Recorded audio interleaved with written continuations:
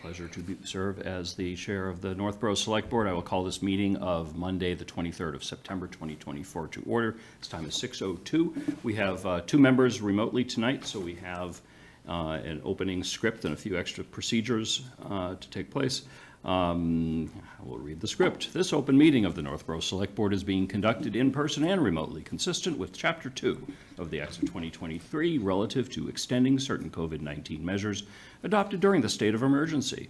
All members of the Northborough Select Board are allowed and encouraged to participate either in person or remotely.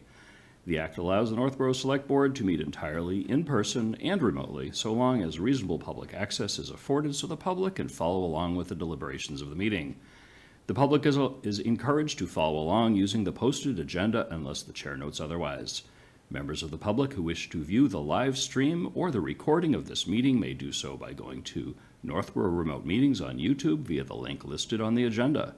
Ensuring public access does not ensure public participation unless such participation is required by law. This meeting will feature public comment. When I call your name, if you could respond in the affirmative so I can know everyone can hear and be heard. We'll start with our remote friends. Laura. Here. Lisa. Here. And we have with us Mike. Here. Ann. Here. And staff with us, Town Administrator Tim McInerney. Hello. And Assistant Town Administrator Diane Wackel. Here. And some wonderful guests in the audience. With that, we will get started. We have public comment, as always, on our regular agenda. I would like to, if it's all right, Gib, maybe have Wreaths Across America come on up. What's that? I've got some special guests are on the agenda. That's okay. Yep. Mr. Chair, can I just ask you, I'm not I wasn't listening to everything you said, but Yeah. did you announce you were being recorded? Yeah, in that script, Okay. it I says just wanna being make sure it's- recorded. We are being recorded. It's all right. It's all I right. listened, but not intently, I guess. Need to put a sign behind you, Mitch. Yes, I Meeting know. being recorded. I've thought about just taping it to the top of my laptop. Good evening. Good Hello evening. there. Why don't you, the two of you, identify yourselves and let us know the wonderful reason that you're here? Okay. I am Martha Michaelevich, I'm Susan Welton. and we are the co-chair for the Wreaths Across America project that is coming to Northborough this year for the very first time. And I have a little prepared thing Sure. that I'd like to read a little bit of history of Wreaths Across America. I know I have 3 minutes, so I'm going to talk very quickly. And then I want to let you know. I'm not going to throw you out. Worst comes to worst, Susan can take over for your next 3 minutes. I want to talk about some questions that people have asked us, you know, in this process, so we can answer everybody's question. Thank you for having us. Last time I came before this board, I asked for money. I want to assure you I'm not asking for any money. I want to give you some information. Wreaths Across America is a 501c3 nonprofit organization founded to continue and expand the annual wreath-laying ceremony at Arlington National Cemetery, which began by Maine businessman Morrill Worcester in 1992. The organization's year-long mission, Remember, Honor, Teach, is carried out in part each year by coordinating wreath-laying ceremonies in December at thousands of veteran ceremonies and other locations in all 50 states and beyond. So as I said, Susan and I are co-chairing this, but we're partnering with the Northborough Junior Women's Club, Burroughs Cares for Troops, and the Vincent F. Picard American Legion Post 234. So as I said, it's held for the very first time in Northborough this year. Susan and I had the privilege of being present at Arlington in 2017, and we laid wreaths at Arlington National Cemetery, and it was quite a moving experience, and Susan was hopeful that we could do it here someday, and so here we are. It's held on December 14th everywhere, all over the country. There's no negotiating on the date. That's the date you have to have it. You have negotiation. You can select your own time. We are going to have the ceremony at noon and the laying of the wreaths at 1 o'clock because West Boylston, they did it last year for the first time, and they are doing it at 11 o'clock for their ceremony and 12 o'clock, and so we didn't want to interfere with them. So as I said, there will be a ceremony first, and Wreaths Across America has an outline of how the ceremony has to take place, and we will have members of the different branches of the service, and they'll have their own wreaths to lay at certain places, and then the public can lay wreaths So the wreaths are $17 each. If you order two, Wreaths Across America donates one. So if anybody's thinking about one or two wreaths, maybe they'd like to do two. And we can only lay wreaths that are purchased through Wreaths Across America. You can't go to Walmart, get a wreath and say, oh, I'm going to put it on the grave of my family member. And this is for just veterans' graves. And we understand that there are approximately 800 veterans' graves in Northborough at the Howard Street Cemetery. Wreaths Across America will deliver the wreaths to us free of charge. The DPW has already agreed to get the wreaths when they're delivered, and then they will, I think they're going to do it at their where they're headquartered there, and then they're going to deliver them to the cemetery prior to the wreath laying.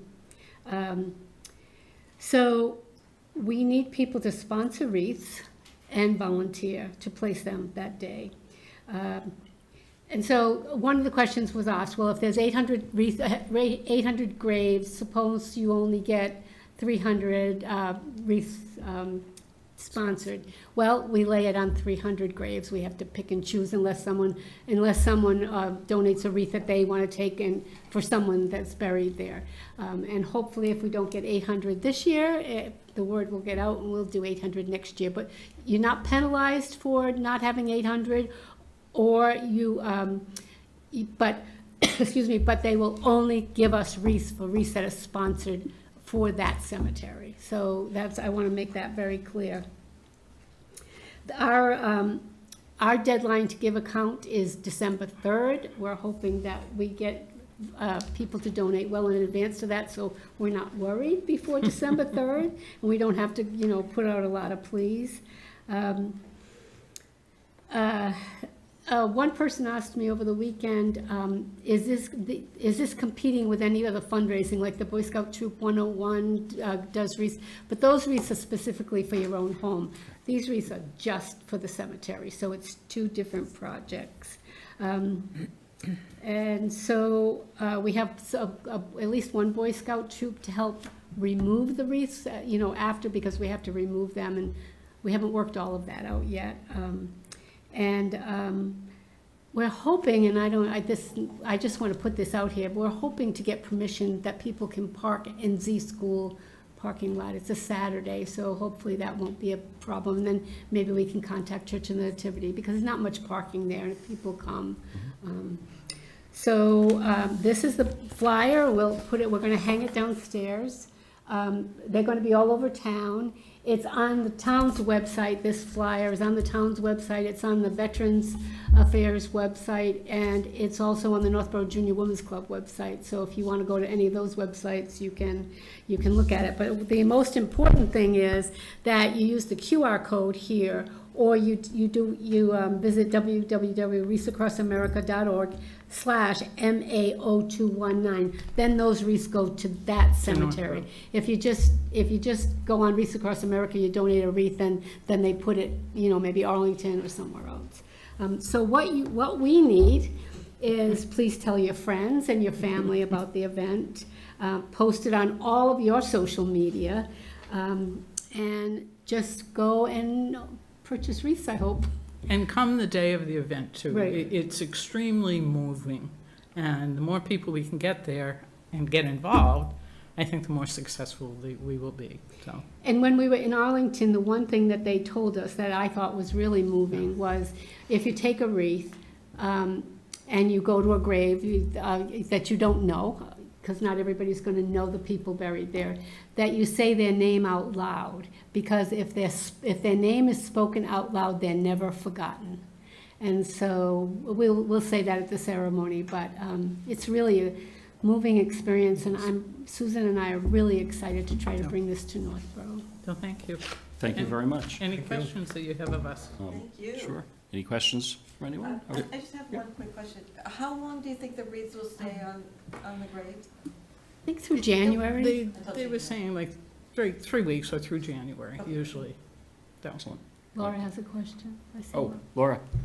Thank you. I'm so grateful for all your work to bring this to Northborough. I've already got it on my calendar. And how do people sign up if they'd like to volunteer? Do they just contact you, or what's your No, preferred? It's on the, On the si- if you go on the site, there's a place to sponsor a wreath and to volunteer. Great. So, So much. I'm looking forward to it. should be good. Thanks, Mike. Yeah, just a question. What is the cutoff when the wreath purchases have to be made by? December 3rd. December 3rd, okay.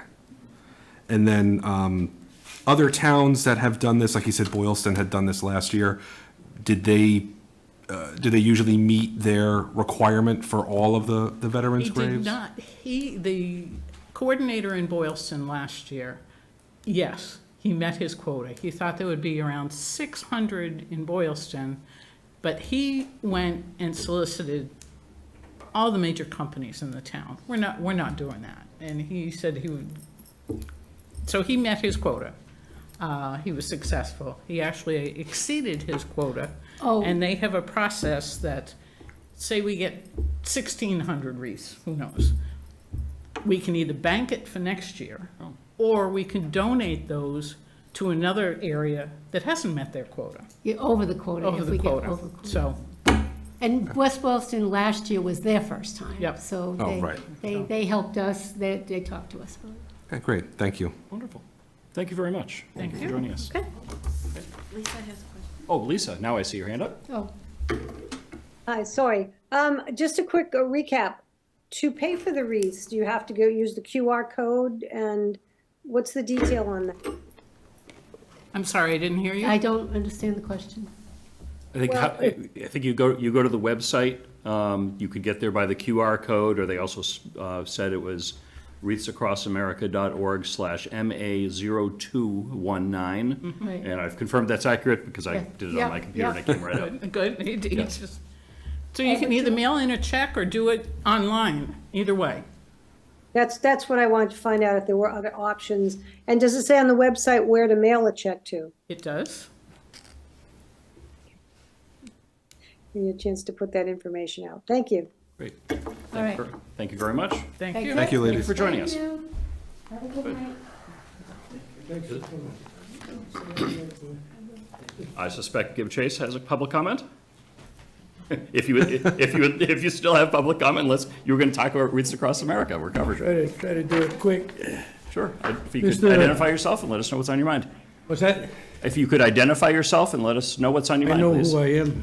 I, Mitch, I'll do it. okay, thank you. Mr. Chairman, members of the board, Mr. Administrator, fellow residents here in Northborough, Gib Chase, Juniper Brook Development.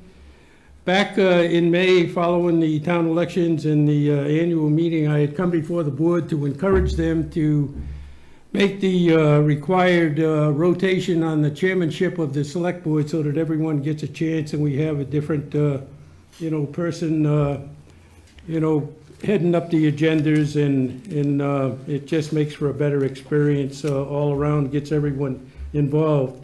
Last week, as a lot of you know, the Community Advocate ran an article on this very subject, and the reorganization, which is required annually by May 1st, was tabled.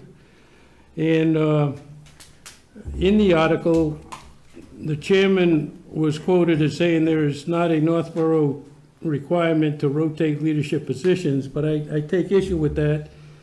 And I want to say here, Part 9, Board of Selectmen, Town Charter, E-Code 360, page 25L, states the board, select board, shall reorganize and choose its officers for the year by May 1st of each year. This doesn't mean 5 or 6 months later, or 6 weeks later, or a week later. It's by May 1st. No delays, no table. And the key words here are shall, not maybe. It's shall, and it's each year. Not when you feel like it. Get it done and get it completed. The Massachusetts Municipal Association Handbook for Mass Selectmen, General Operating Procedures, Article 1, Section 1, Organization of the Board, governing the Select Board procedures and rules state the Select Board chairmanship should be rotated every year as required. The chair is annually rotated and elected annually. Now, I know, this is a simple thing, and I think it's disrespectful to the charter of the town to just ignore this rule and try to, have one person dominate. Mitch, I expect more, and I know you're better than that, and give people a chance, do what it has to do. The process that you carried out here, the way it's been carried out, and some of the motions made, I'm not sure, but they may violate the open meeting laws. And, I don't want to get into that stuff. It's regretfully that I even have to come tonight to say it. But it's important. If we don't show respect for the town charter and the rules, these are simple. This is a simple thing. It reflects bad on the town. Anyway, that's it, and I thank you. Thank you. Thank you. Thanks, Kip. Tim, good luck. Thank you, I appreciate it. Good to see you. All right. Is there anyone else that has anything for public comment this evening? You got any questions for me on that before I go? If you want, email your statement to the board so we can see it. Okay. Thank you. All right. Thanks, Kip. Anyone else have anything for Thanks public coming, comment? you good people from New York. Take care. Okay. Seeing no other hands for public comment, next we have discussion regarding procuring energy services with Chapter 25A, Ed Daly, Energy Systems Group, ESG. Ed? And Can I just give a little setup for this? yeah, absolutely. So you guys can sit if you like, but Ed and Bill, it's Bill, right? Yes. Yeah. So back when I was in Grafton, we had a number of projects, number of buildings that were in need of repair from an infrastructure standpoint, heating, ventilation, leaking windows, air sealant, and so forth. So we engaged a company called Honeywell, which Ed was with at the time, and has since in the past 10 years become a friend of mine, and I've asked him to come in and give you a presentation on energy services and investment grade audits and 25A and how that relates to us, as you have a number of buildings in this community that may be inefficient from an energy use standpoint. So they can do a study and they can say, we can make your systems more efficient, like they did for us in Grafton. By way of example, we had 5 buildings, $6.8 million worth of projects for our heating and ventilation, windows, air sealant, that we did with no additional cost to the taxpayer. And I know it's a big deal for the board because it's important. We didn't have to do an override and do a debt exclusion. We used the energy savings to pay down that debt service. So that's the magic of it all. So instead of paying a public utility $10,000 a month, you can pay them $8,000 and use the $2,000 for the upgrades you've just done to your systems. They're gonna do a way better job of explaining it, but that's the nutshell. So I did this in a past position, and while I'm leaving, I still think you can be in position to take advantage of, and it's a two-step process, right? It's an investment grade audit that studies your systems and finds out how efficient they are, and then recommendations to buy more efficient systems at a cost, and then the other side is a guaranteed savings. So when we partnered with Honeywell, if we didn't meet those debt service guidelines of $300,000 a year for debt service to pay for those systems, they paid the difference. That's what 25A offers, is that guaranteed savings that somebody else is on the hook for if they don't meet those requirements for saving energy. So that's it in a nutshell, but Ed and Bill will tell you more. Great. So would you like me to share my screen now? That'd be great. Yes, please. Sent our presentation for those at home. You'll be able to see my screen. You can also follow along with our packet that was posted online last week. Mr. Chair, should be able to see that thank here. you very much for your time, Mr. McInerney. Thank you for the invitation. Our goal today is primarily, first and foremost, to inform. That's all we would like to be able to do. I can't believe it's already 34 years since graduate school. I worked for 2 very large organizations that did this as a component of their business while being very large manufacturers. And what I chose to do, hopefully, knock on wood, with the last stint of my career, is to find an organization that's singularly focused on our customers. Energy Systems Group does not manufacture anything other than simply your energy solutions. That's all we've done for the last 30 years. Bill Garbati works for me, and yes, just as Mr. Chase talked about, I am from New York. I did choose to move home to get closer to grandparents when my wife and I hatched 2 little kids. So I'm just over the Massachusetts border and look forward to the opportunity, if you choose that this is a program, to earn your choice, if it happens. Bill Garbati? Great. Yeah, so Ed asked me to join the organization. I was as well looking for somebody that's a little more customer-focused and willing to help the customers with these projects. These are basically your goals and your mission need to support these projects. Otherwise, it doesn't work. Today, we're going to talk to you about the project approach, it's a state program, and what the benefits might be to Northborough, and then why you might partner with an ESCO like Energy Systems Group. Next slide. So goal alignment, typically, and we'd love to learn more about your goals specifically, but typically towns are focused on deferred maintenance. As you look at your capital needs, you always get shorted, and so you have this growing deferred maintenance facilities to maintain them. We also know that you're a Green Communities member, so that the towns have energy goals, sustainability goals, certainly climate goals, and this is aimed to support those goals. We focus on reprioritizing your existing energy budget. So think of the town, we did a rough snapshot, maybe a couple $100,000 a year for town facilities for gas, electricity. And then you have operational and maintenance budgets on top of that. How do we save you money and reprioritize that?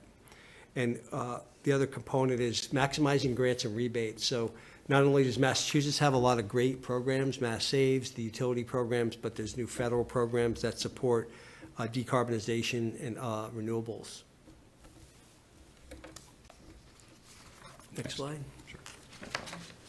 Not going to talk about us a lot, but we just are very experienced in this business. We focus on the public sector, municipal and K-12, and we have a successful federal business as well. Been doing this for over 30 years and have hundreds of customers, K-12 and municipal customers, with millions of dollars of projects and savings.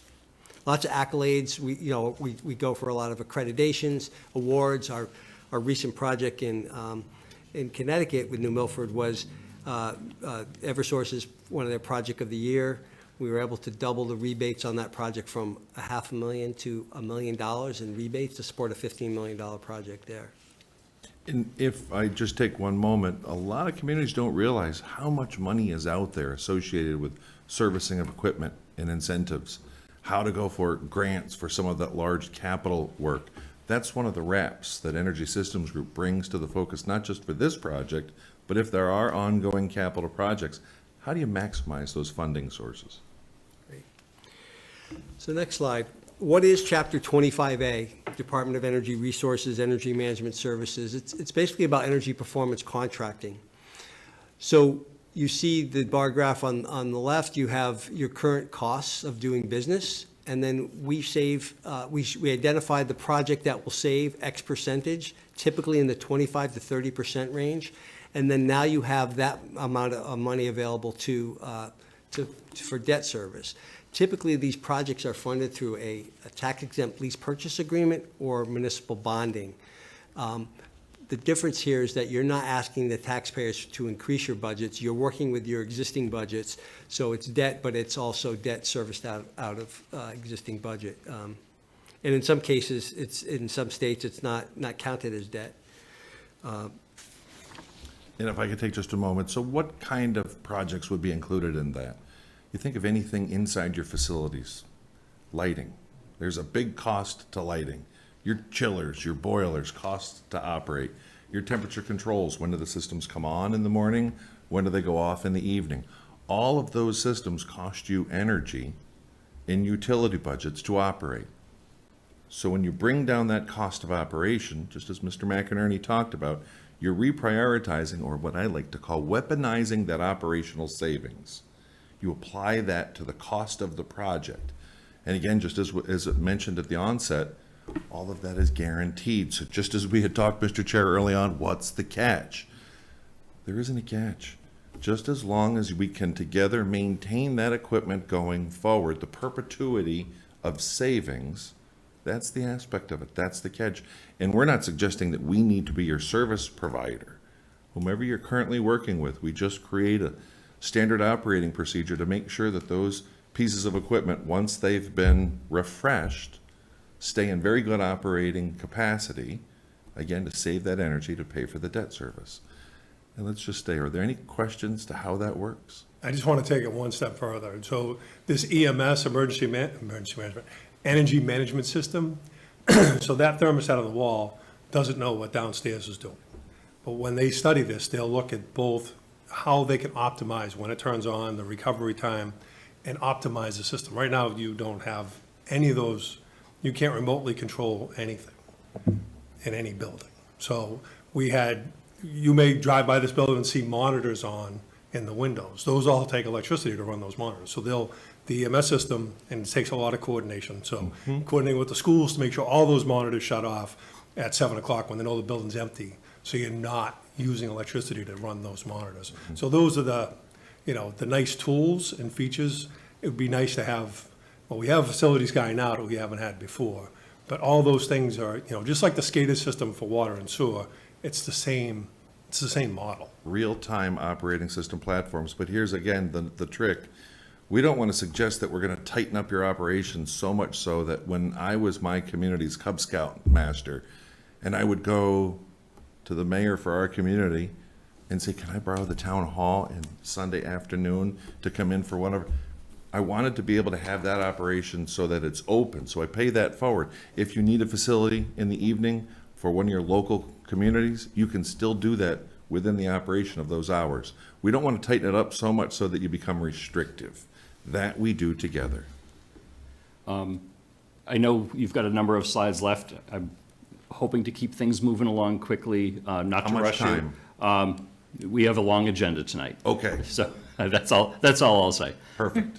Understood. Sure, thank you. A lot of your projects, next slide, a lot of your projects are probably done through a 149 procurement. And so this differentiates the 25A versus the 149. So the traditional approach, you may have 3 procurements in one. If you're doing a building project, you may have to first hire an OPM to be, an owner's project manager. Then you go out to bid for an architect or engineer to do design work, and then you would put the project together and then go bid the construction project at GC. This 25A combines all that, and you hire an ESCO to do a design-build approach as a partner with you. So we design the project together based on the investment-grade audit process and what makes sense, looking at the different technologies and what we can fit into the project based on savings and available grants and rebates. And then we own the project results, not only the savings, but also the solution. The solution has to work. We can't recommend things that are going to go in and save energy, but then not give you a building that has good indoor air quality, good lighting. So those are factors. So you can compress the timeline and costs of all that procurement through this process. Instead of being years, it's months. And if you look at the next slide, you can see that there's that single party that's responsible, that energy services company. At the fulcrum bottom right, that's what Energy Systems Group, or one of our peers, would be. Bill? Yep. Typical project schedule. So to do the one procurement, it may take a couple months, right? To get the data together, to put the procurement out, evaluate and award. Then we would enter into an investment grade audit agreement, as Mr. McInerney suggested. That then would take about 4 to 5 months to do a complete audit, get through the selections with you as to what you want to build, and present a final package, which then could become the basis of a contract for construction. And then once you took that to, for board approval, town meeting if you needed it, or others, if schools were involved, school committees, it would typically take 6 to 18 months of construction work, just depending on the scope and the various measures. The heart of it, though, is this investment grade audit process, which is very important. We have 4 workshops. Next slide while you're, Yep. yeah, keep going. 4 workshops that are part of it that are critical to having a successful project. One is we all make sure that we have a baseline that we all agree upon. How much are you, using today? The scope of what that project will be, the details of that. And then how will we judge success, measure and verify what that plan looks like, and then how will the project be funded, putting that together. Not too much on construction approach, but safety is utmost concern, and communication and coordination with you and your team. We're an extension of your team, but we will have, on-site project management, coordinating the various activities and contractors that would be part of the project. The only thing I would add to this specifically is the fact that from a construction standpoint, in a capital project, a design, bid, build, there's usually punch list items. And you're struggling with contractors who are wanting to get off the project. We can't leave until you've signed off on the project. There are no change orders to this type of an opportunity. And because you've completed a solicitation up front with choosing your ESCO or energy services company, we then go find the right partners, hopefully local community members that have businesses, to perform some of these scopes. So it means additional jobs in the community or neighboring communities that we would bring to the table. So how might Northborough benefit financially? We have an in-house team that will help you look for the financing for this. We're not a fiduciary, but we do have expertise around this. It's typically, as I mentioned, going to be a tax-exempt lease purchase agreement or bonds. There are other things that you may hear about energy as a service or the decarbonization as a service. Those tend to be more expensive and fall into the more the commercial realm, who have more challenges besides lower cost public financing access. But we can help you put out an RFP to get the best rate. Typical funding stack in the next round. So we're working with Hamilton right now. We were able to fund 2/3 of that project through grants and rebates. We just received one of the initial green communities, $500,000, $500,000 decarbonization grants, and then another $500,000 through Mass Save and federal incentives through the IRA bill. So that's key. A lot of these architects in Hamilton, they're originally working with an architect for they're doing a capital project at the same time. In fact, they're back at Town Hall for special town meeting tonight because they had gone through a 149 process on that, and the architect underestimated what the actual bids would come in, and when that capital project came in, it was short, so they had to go back and rejigger the financing for their piece. Our piece is fine. We're doing all the energy system piece, which is self-funding, with 2/3 of it being grants and the others through savings. And that's a net zero project too. We're decarbonizing, we're putting geothermal in the town hall, solar. It's gonna be a net zero project.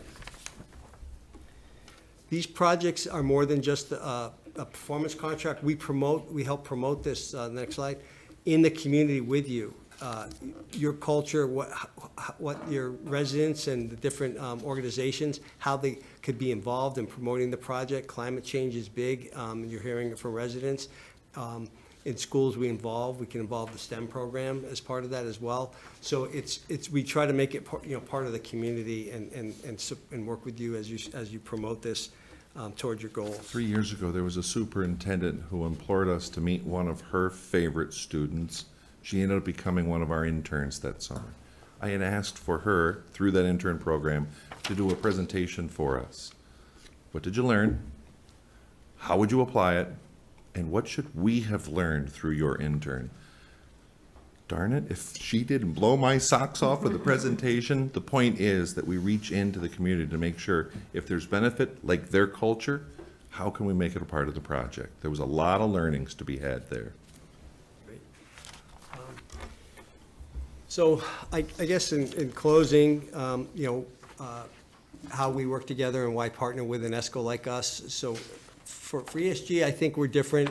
We're very customer focused. We also, if you look at the top right corner, you see the evolution of performance contracting. It used to be, let's do the LED lighting to get a boiler in the school, say. Low-hanging fruit with high-hanging fruit. Then renewables came into the picture. So how can we do more solar? A lot of that was with purchase power agreements. But now with the direct pay grants, you can own the solar and have the federal government pay it for at least 1/3 of it, as well as the SMART program and additional incentives.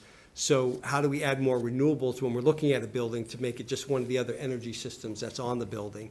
And then the most recent trend, and where we're in the forefront, as I told you with Hamilton, is as you evolve to wanting to decarbonize some of your buildings, basically eliminating on-site burning of fossil fuel, gas, oil, propane. How do you use heat pump technology to do that and to decarbonize those buildings? So we can help you anywhere along the lines on that evolution. From here, typically the next steps would be evaluate whether a program like this would be good for the community. possibly submitting a submission or a solicitation for consideration of companies. We do have an offer, as we, in the past, have worked with communities to help you make informed decisions, to do a back of an envelope evaluation. Take a quick look snapshot. In the packet that Bill has brought that we'll leave behind, we've looked real quick, as he had mentioned, your facilities and best guesses on your utility spend. So we've already done a little homework. We're here to support the community if you see viability. Thank you, sir. Thank you. Yeah. And Green Communities, I know, who submits your Green Communities grants for you? It's mostly DPW now. Okay. Okay. And great, and your name? Scott. Scott. How you doing? So Joe Ambasetta and that team, and who's your local rep? We work with Central Mass Regional Planning Commission Okay, to assist us with managing the Green Communities grants. good, okay, Central Mass. Thank you. Okay. It's good. Thank you, Mr. Chair. Quick question, the audit. Yes. Is that something that we pay for, or is that something that you do? How does that work financially? So if you're going out for official solicitation, there is no cost to that audit. Okay. Typically, what you would do through that solicitation is make that as a contingent component to doing an overall project. Gotcha. Sometimes there are companies that would put a break fee to that, so that in case there was a project and you chose not to, some costs could be recouped. Okay. Great. Any questions from the board? If there are any follow-up, please don't hesitate also. Great, Julianne. Is Sean gonna take a look at this? Because Yeah, that was, Yeah, I've already looped Sean into okay, this. good. But it's gotta start, there's gotta be interest from the board before we send the staff down a path. If there's absolutely no interest from the board, there's no sense of doing it. I'm always interested in saving money, but I must admit, I'm not as smart as your high school student because. I it's am still not either, exactly, indeed, yes. A little high level for me. Wanna leave the packages Any with the other administrator? questions? Lisa? Okay, there's a. We might have to drag you back. Lisa, you're muted. Hi, thank you. I had two questions before, and one of them is, when you said as long as you keep going forward, how long is going forward? What's the amount of time with that? And then the debt service, I think we need to get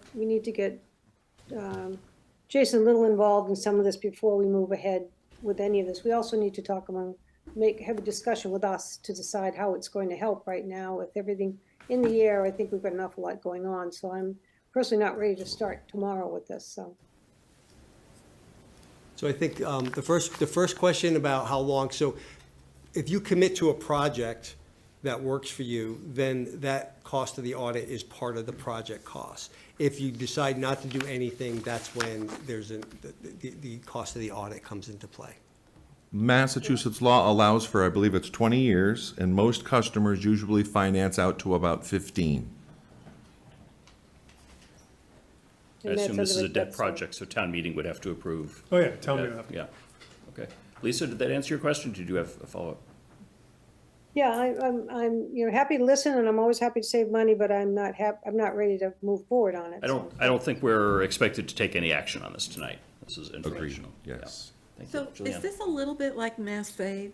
Like, no, that we, We would utilize the Mass Save programs and any of the other National Grid programs that are available, but Mass Saves doesn't provide an energy performance contracting program. Look at it this way, that those are little slivers of opportunity. This is an overarching that can take part of them into a greater sum. okay. This program, 25A, is actually housed in Green Communities. Joanne Bassetta, who's the director, she's unfortunately has lost staff to support the program and promote it, but she would be the interface with you if you want to move forward. Basically, you gotta provide notice, there's documents to, our draft RFP, the RFQ, the investment grade audit, the contracts, there's tools that they can use, and then she's just the sort of the checkpoint to help facilitate it along the way. Any other questions from the board or staff? Good. Thank you you for your Thank you time. very much for joining us. Thanks, guys. Have a safe Nice ride to home. meet you. Thanks, guys. Appreciate it. Thank you. So we will, I'd love to get some feedback from Sean. Sure. And then we can take this up at the proper time to consider moving forward. Thank you. Next up, we have consideration and vote to execute the intermunicipal agreement for the Northborough Southborough Shared Health Agent. Isabella, come on up. You brought a friend. Hello, everyone. My name is Isabella, the Director of Health and Human Services in Northborough, and this is, I'll let you introduce Okay. yourself. Good evening, everyone. I'm Chelsea Malinowski, Chair of the Southborough Board of Health in Southborough. And I will try to be as brief as I can, but I get pretty excited about this topic, so feel free to move me along if you need to. So I'm sure you're all aware of the Public Health Excellence Grant that we get from the state, that Northborough, Southborough, Boylston, and Westborough work together on, and we have shared staff who, because Northborough's the fiscal agent, are on your payroll system. And that relationship has been fantastic. I think all of the towns involved in that grant have been very happy with the increased service and the support that we've received from funding from the state.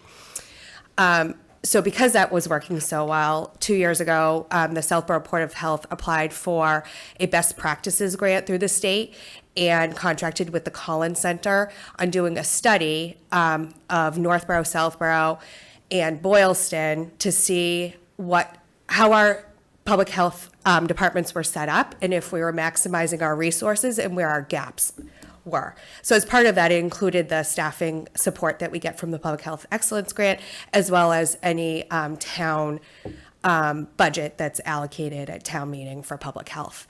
And what came out of that were three options. One, status quo, which is what we're using now with town budget and the Public Health Excellence Grant. The second option was to increase our inspectional service support. And neither town, so this was really for Northborough and Southborough. Boylston wasn't ready to commit to doing any more shared positions. But there wasn't a need for either town to have a full-time person. So the recommendation out of that was if you're happy with the relationship between the towns and it's going well, you really could use some more hours for your inspectional services. And during this process, as you know, you went to town meeting and combined two departments. Kristen Black left, who was doing all of your inspectional septic work. And so you have a gap there. You kind of reorged your director position. We, at the same time, reorged our department, so I have a gap in inspectional services. So that's kind of how we kind of came up with this solution to share, and it worked out with the Collins Center report. The third option with Collins Center, which is not on the table as of yet, is to regionalize public health between the two towns or the three towns. And that just didn't seem like it would fit right now with you combining two departments together. We're kind of in transit too. So there's a draft IMA in your packet tonight that's between Northborough and Southborough to share a health agent who's going to perform all inspectional activities that's related to public health. Right now, we have a part-time person who does all of our septic. We utilize one of the PHE employees to do our housing and food, and he is pretty maxed out right now with doing all the activities that he does for the other towns as well. So we're very grateful for him, but Southborough side needs more support, and Northborough side also needs more support. The best part about this is because of the reorgs between the two towns, we're actually not looking for more funding to do this, which is fabulous. I'm sure you're in the same position that we are on the Southborough side, where we're really looking to cut operating costs where we can because things just keep escalating. And so we're able to fit this within our budget because the employee will reside on the Southborough Salary Administration Plan or contract. We haven't gone out. We need you to sign the IMA first, assuming that you agree with this approach. I'm going to town meeting next Monday to have the position approved on the Southborough Salary Administration Plan.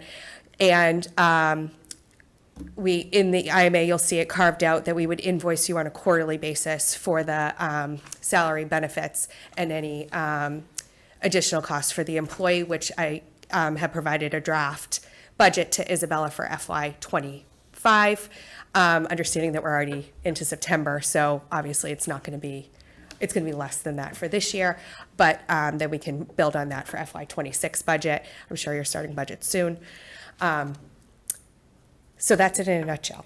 I tried to go really fast. I think you did great. The only thing I would add is in our CMRPC Health and Human Services Department kind of assessment and report that Connor had done, he also recommended that our department gain a part-time health agent. So this was already a recommendation that we were looking to hire, and Southborough is also looking to hire a part-time. So we thought combining, we would get a little bit more of a competitive applicant.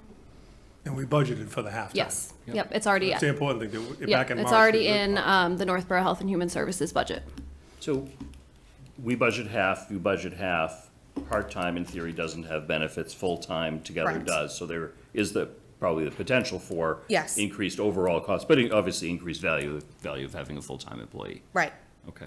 And our full-time family package is at 24,000, assuming that they take that package, and that's built into the draft budget.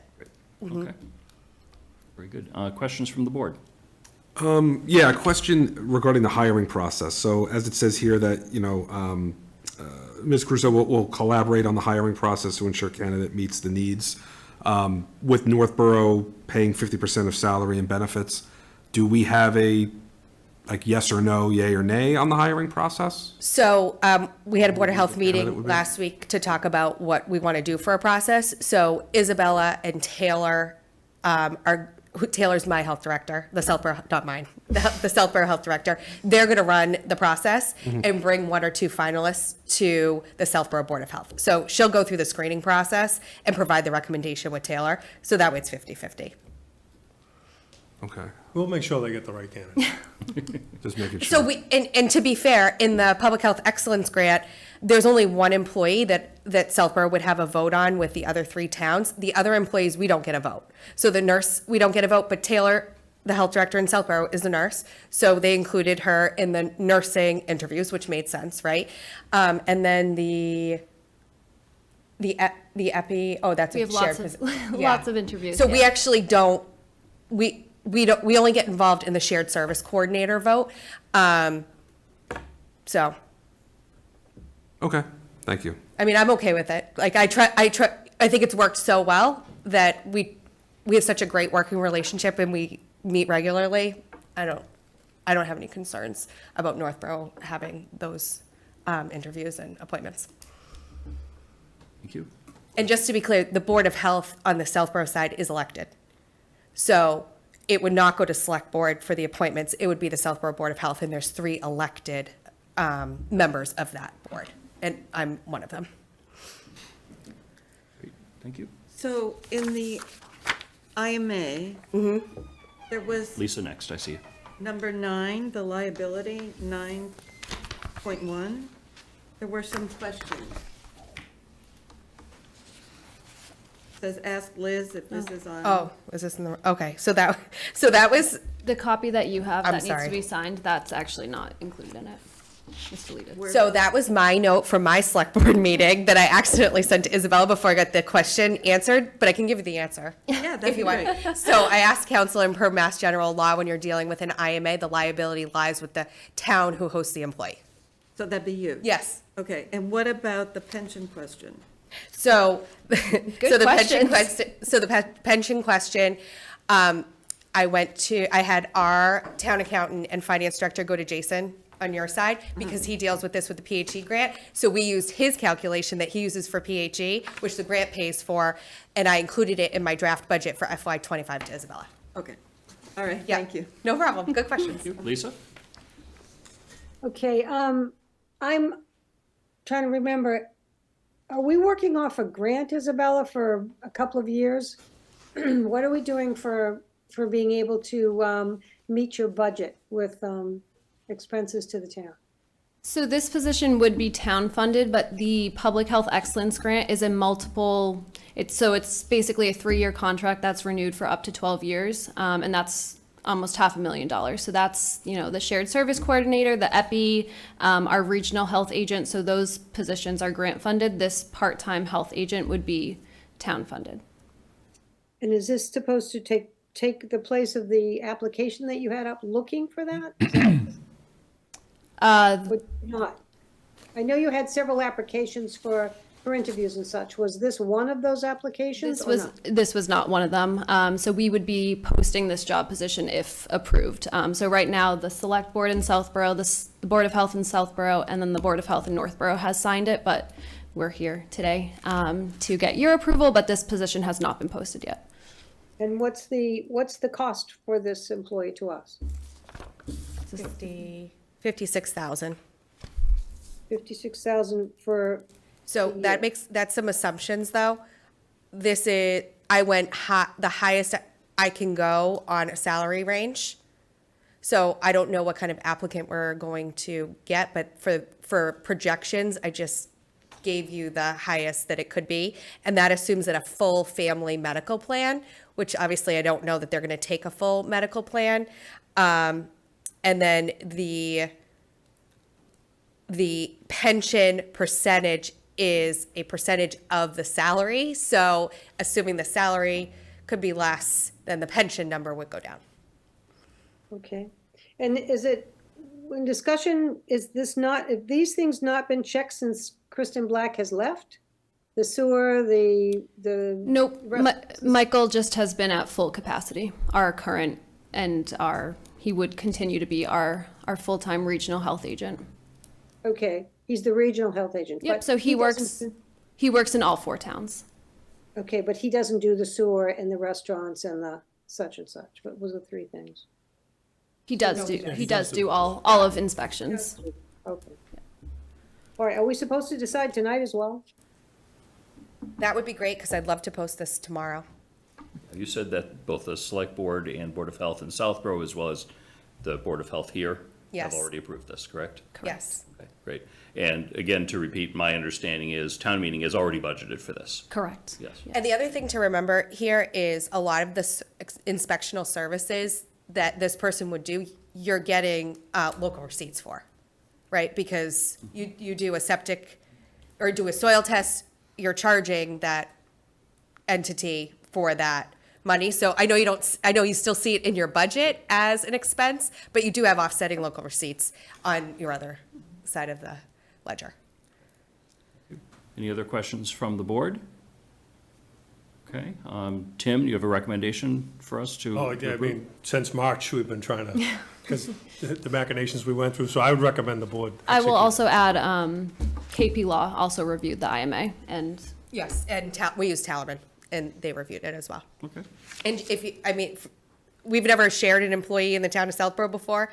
I don't think you guys have either. So I just took 4 different towns and kind of compiled this based on what I thought our needs were. So council helped me get through that piece. Yeah, So. I mean, as long as Brian Mazur, our town council, is satisfied with it, then, Yeah.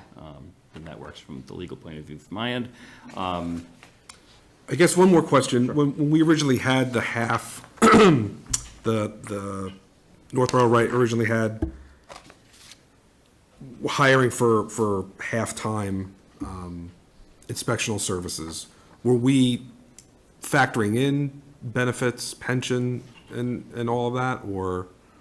If they were eligible for those things. Usually if you're under 20 or under 19 and a half. Right. They're aren't eligible, so they don't get budgeted. And the expectation would be, we didn't know, so if they, But prior to fiscal 25? right, so, I don't know, was it in the budget as a halftime in 24? so I think we have, Well, you had a director of youth and family services, you had a director Right. of health, and you so combine those. due to the reorganization, yes, we do have funds available. We weren't, we kind of left kind of a wiggle room because we didn't know what we were going to do. So in that report, Connor did state that we were considering working with Southborough, but that was still a big question mark. And not to get into the weeds, but Michael's current salary, because he does more inspections in Northborough, we're actually paying some of Michael's salary out of our town budget to complement the grant because he does all of our inspections, whereas he does not do septic and soil in Southborough, Boylston, or Westborough. The old director for the health with Kristen Black, she did those things. The new director for both health and human services does not do. So you've lost capacity when you created the merger. okay. And that's what the study yielded. You're gonna lose some capacity not having that same director. Yeah, so that study did say we need to hire a part-time person. This is, I think, a really good way of hiring a part-time person by sharing a full-time. Usually you end up with a better caliber person and someone who's more committed to the process at the cost of potentially some benefits. That I appreciate that we're partially into the fiscal year. We'd be able to cover that as a result of that savings, if you will. But it's conceivable we may have to budget a little bit more to cover benefits for next year, depending upon what happens, but that goes into the overall benefit pool. Okay. If I see no other questions, Laura. Sorry. I do like the idea of collaborating so that we can get a better candidate and have those benefits. I know that we'll get the monthly invoices, but will we see the impact of it? Will we get any additional reports on the work that's being completed? Yep, I mean, we can so we use relevant software, relevant inspection software, so all of that, I can just pull reports, so I'm happy to provide that as well. So that's the same system that Michael, that's the same system Michael currently uses, so it would just all merge together. And that's how we came up with this information, is we pulled both towns and looked at all the inspections. And I think because you're 70% septic, we're 100% septic, it actually worked out to pretty close to 50-50 over the last 5 years, which was interesting to me. We have more camps, you have less camps. So, pools all plays into that. So there's a whole bunch of, we have a long list, and it's in the appendix in the IMA of all the job responsibilities that this person would have, but it was pretty even. So we'll continue to monitor that to make sure that it's equitable between the two towns. Thank you. You're welcome. Okay. Seeing no other questions, I'll entertain a motion, and I will say that as presented excludes the Ask Liz if this is on Northborough's work. We can all assume that that's just a comment and not part of the agreement itself. Mr. Chair, I move the board vote to approve and execute the intermunicipal services agreement for the Northborough-Southborough Shared Health Agent as presented. Second. Okay, motion made by Laura, seconded by Julianne. Any further discussion? All those in favor? Laura? Aye. Lisa? I'm going to abstain. I haven't had enough information. This came very quickly, and I think we do this on a regular basis. I'd like a little bit more knowledge and advanced knowledge of what presentations and what they're looking for, and I'm just going to abstain. Good. Julianne? Aye. Mike? Aye. I also vote aye. The vote is technically unanimous in favor with one abstention. Great. Thank you so very much. Thank you. And Lisa, if you have further questions, you can feel free to reach out to me, and I'm happy to talk through anything that is unclear to you. I can shoot you my email. Okay? Yes, do that, please. Okay, no problem. Thank you. Thank you. Thank you, everyone. Isabella, while you are here, we Yes. got some good news from you about an unrelated award today. Yes, we did. So our Encompass Drug-Free Coalition, which I don't even know if you know this. So we have another shared coalition with Emily Flavin. She's our DFC coalition coordinator. We got this grant in last September. It's a 5-year grant for $125,000 each year. Emily and I did a very intensive 3-week training, and we had to submit, I think, seven or so items, and we actually were one of 11 coalitions to win the Blue Ribbon Award throughout the country. So we're really excited. We will be nationally recognized in February in Maryland, but this is great, and it also makes us a little bit more competitive when we reapply for years 5 through 10. So all great work. Congratulations. Thank Yeah, you. That was great. Thank you Great very to much. see. Great. Good job. Thank you. Appreciate it. Nice to see you in person. Yeah, you too. Thank you.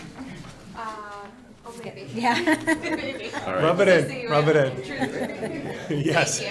Okay, next up, we have consideration of fee schedule for snow removal and treatment on private ways. Scott Charpentier, DPW Director. Thank you, Mr. Chairman. Thank you, board members.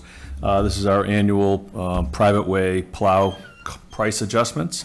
We do this every year. We provide the service to 2 private ways in the community, Maple Lane and Harris Ave, both off Maple Street.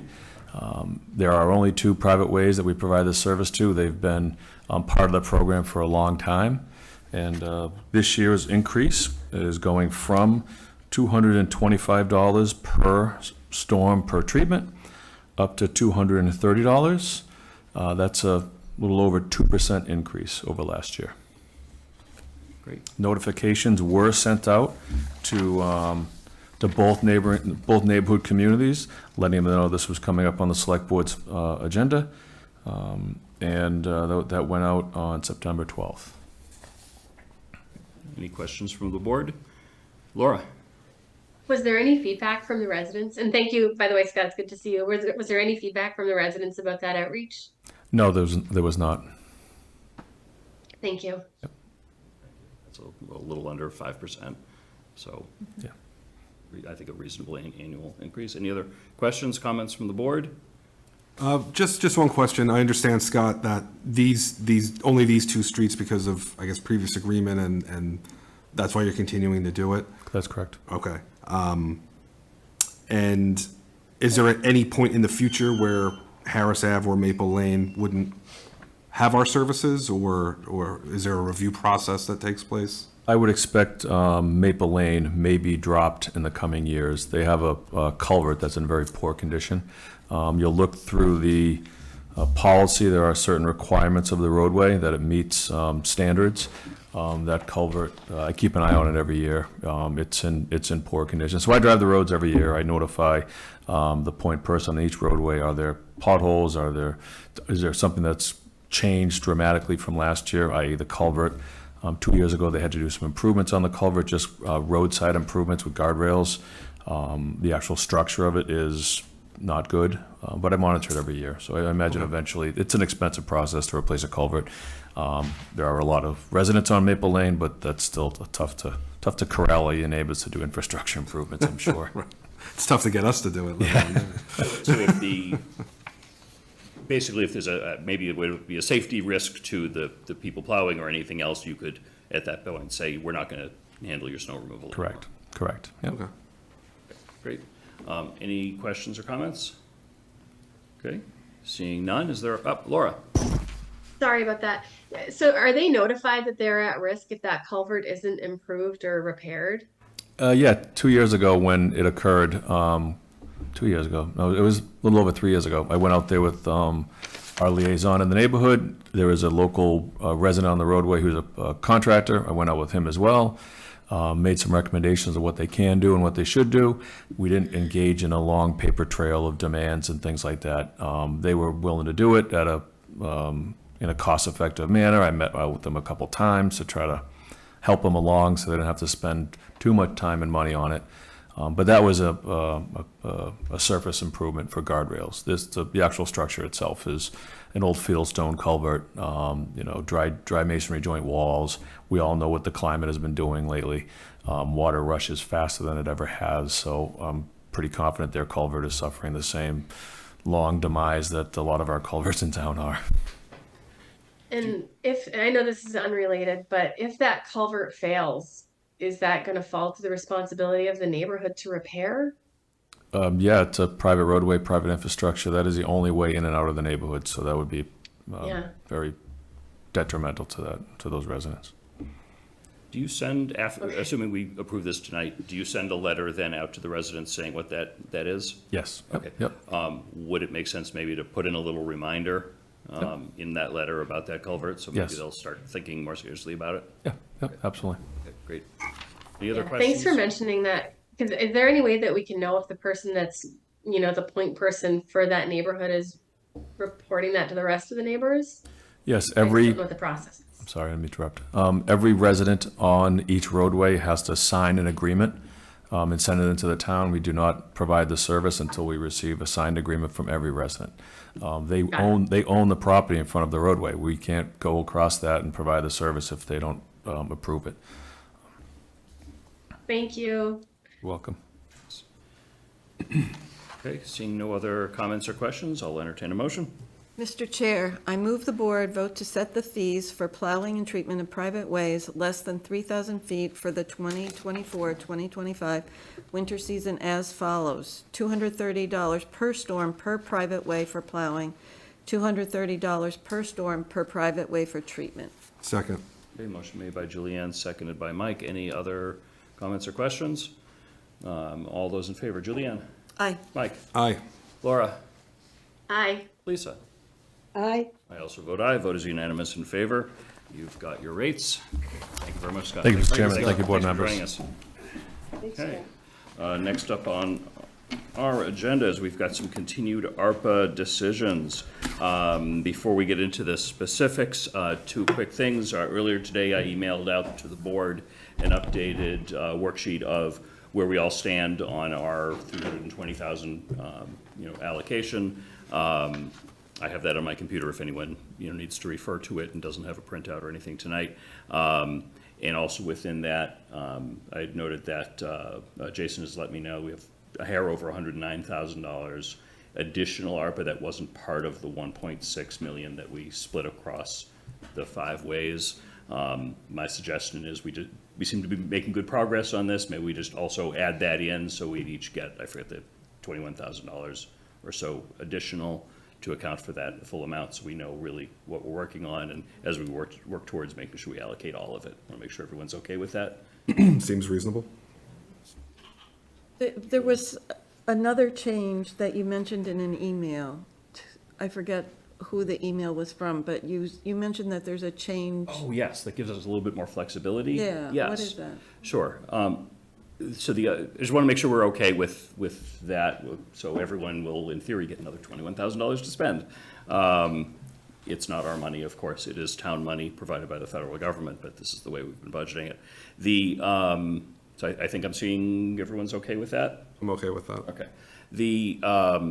So the federal government clarified a little bit of the rules. So the expectation that we have been working under was that for municipal projects, we would need to have a contract with a vendor in place by the end of calendar 2024, and then obviously expend all of the money by the end of 2025. There was a little bit of an out with outside organizations that says, like we've given some money to the Historical Society and so forth, that with outside organizations, they don't need to have a vendor contract in place by the end. We just need to have a contract with them in place by the end of 2024, and then they have the same deadline for expenditures. What the federal government has said is, oh, by the way, you can also have an internal contract. So I guess it would be a contract between the town administrator's office and, for example, the DPW. And then that would satisfy the end of calendar year 2024 requirement. Okay. For spending that. So in theory, if, and we got this from council, Last week. Yeah. So, as we start to get further and further down the process, this gives us a little bit of flexibility that we're not up against the same type of clock. We need to make a decision. So for example, we need to say, all right, this money is for, for streetlights on this road. I'm making something up there. If we give that to the DPW doesn't have to have a contract for that in place by the end of December.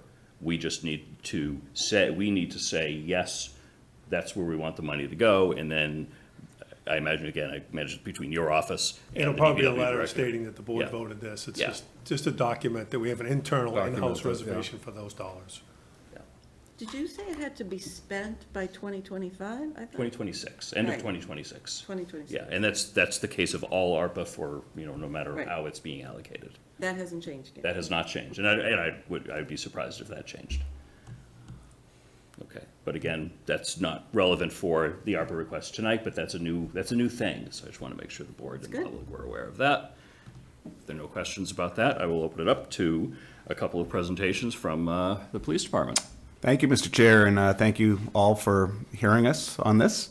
I am excited to tell all of you and the public about a new program that we are going to be introducing, hopefully come early November. It's a police comfort dog program. A lot of people have heard rumors that we were thinking about it, and we have been thinking about it for quite some time now, probably since the spring.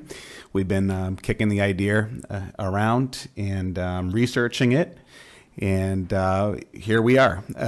So what is a comfort dog? I think that's probably the first question. You hear of canine units for police department and therapy dogs, and a comfort dog is will not be involved in any sort of enforcement activities. This is a excellent form of community policing. But it also, not only with the community policing, it's also going to serve a need of helping people during crisis and trauma. I am a huge proponent of community policing, and so are my officers, and I think we do a really good job of establishing a great bond with our residents. This is only going to help. I've seen it firsthand from other police departments. It's gotten extremely popular over the last 10 years of police departments or hospitals or schools having these comfort dogs. And when you see a puppy walk into the room, it's just natural for people to gravitate towards the puppy and towards whoever is holding the puppy or walking the puppy.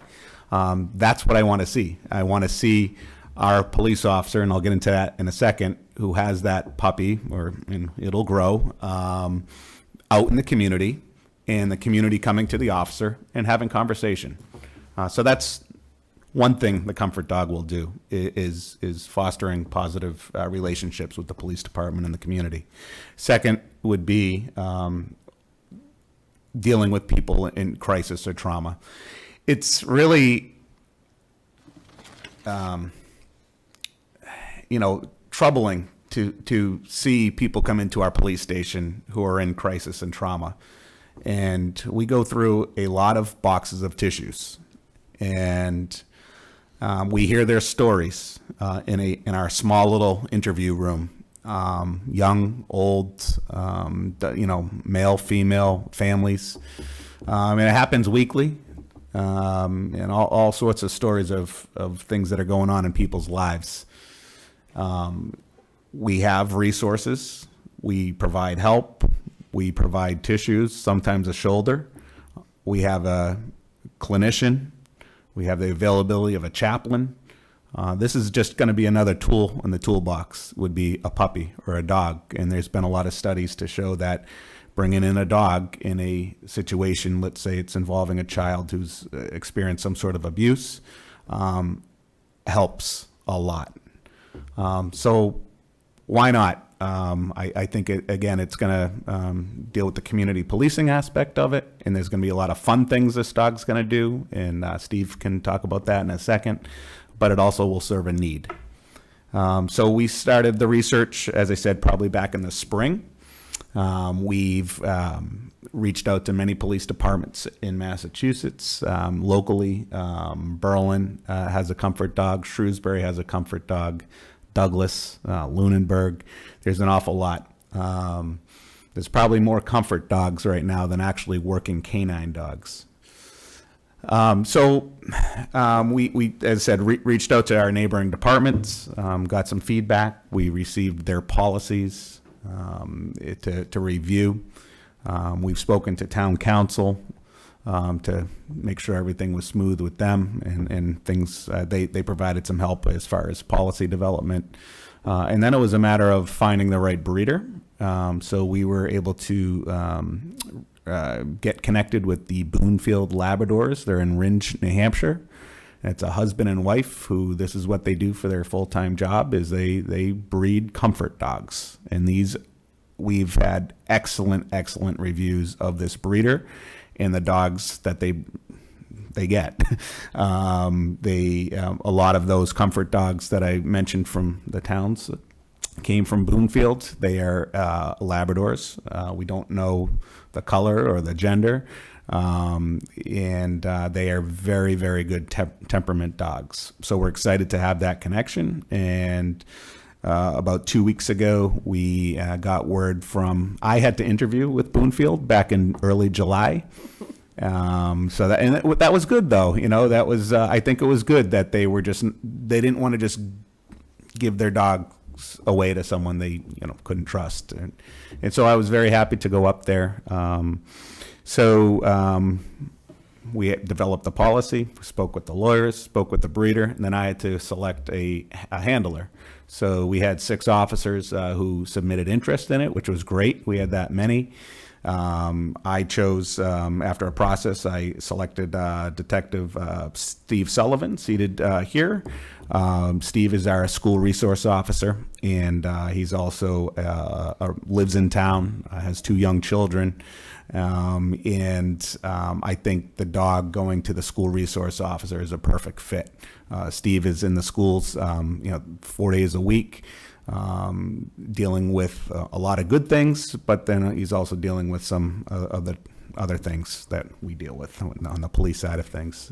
So I think it was a natural fit, and a lot of the comfort dogs in the state are often given to the school resource officer. So about 2 weeks ago, Bloomfield couldn't tell us when we might get a dog. I said, do you think we'll have one by Christmas? And they said, you should have one by fall. We received word 2 weeks ago that we should be getting one the first week in November. So that's exciting news. So where do we go from here, and why am I here? Well, I'm asking for $6,200 for ARPA money. I think it's appropriate, for all the things I said before. It's just to basically kickstart our program. This will eventually be part of my budget for FY26. We did not put it in FY25 because we were really unknown if we would get a dog. There were just a lot of unknowns. So going forward, it'll be a line item. Essentially it's if you have a family pet, that's kind of like what it's going to cost in the long run. There's really not too much more. It has a lot of initial training and some training yearly, but really it's just, vet bills and food bills and things like that. We are in the process of kind of getting ready for the dog. We have a cruiser, an older cruiser that will be assigned to Detective Sullivan that is being outfitted properly with the appropriate cage and air conditioning, and there's several things you have to do for a vehicle. So the $6,200 is really to kind of help us kind of kick this off. It would cover the cost of the actual dog training, supplies, and public relations material.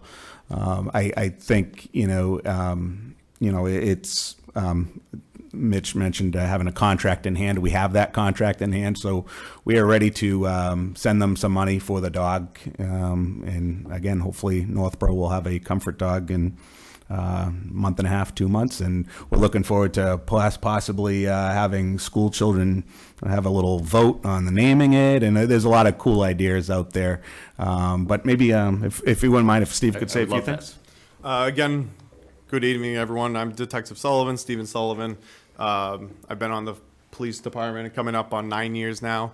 Like Chief mentioned, 2 daughters, and my wife, Frankie Mueller, is actually a long-term resident here in Northborough. And I've been a school resource officer and detective specializing in juvenile crimes for the last year, since last August. So this is my second year, and my first year was all about presence, and it still is. Being out in the school, walking about, bringing that sort of safety and relationship to the students, also to the staff, faculty, and everyone in between. I've seen comfort dogs in the schools themselves, and I know that it fosters very good relationships, not only with the school staff and the child, but also with the guidance counselors and the child's self-esteem. I found over the last year that self-esteem for a child is the number one thing that's hurting our youth today. And I know that this comfort dog program will help their self-esteem, especially in crisis situations that I've never written more police reports in my career here than I have last year as a school resource officer. Even just to document things that are necessary to move forward. This being one of them, I can think of hundreds and probably thousands of different incidents that I've seen and gone through and personally witnessed that a comfort dog could be utilized for in the most positive way. These are definitely assets. They're not liabilities such as canines are nowadays that they're seen, but with the asset of a comfort dog, and the initial startup, which is why we're asking for someone a lot, I guess you could say, is the startup money for, this would be a dog that I would take home with me too, it would be a family dog as well because it needs to live somewhere. So the consistency of living with me at home, the startup money would be such as leashes and crates and whatnot. So we need a crate for my house, my office at the Algonquin High School, even though I'm the SRO, school resource officer for the elementary schools, the middle school, and the high school, as well as a crate for the police department, the police station, which is typically where I spend the summers when school's not in session. So if anyone has any questions for me too, again, presence is my number one thing.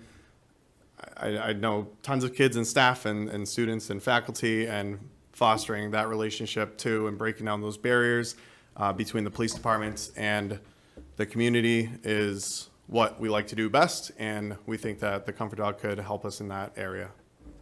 So if anyone has any questions. Yeah, and I think Steve actually hit on a good point that I should have mentioned. Essentially, when we get the dog is property of the town, like a police car. But it is assigned to Steve, and the dog goes home at night with Steve. If Steve were to leave after 3 years, and I don't see that happening, but if he were to leave, the dog essentially would be retired with Steve if it was after 3 years. If it was under 3 years, it would then come to my decision as to what's best for the dog.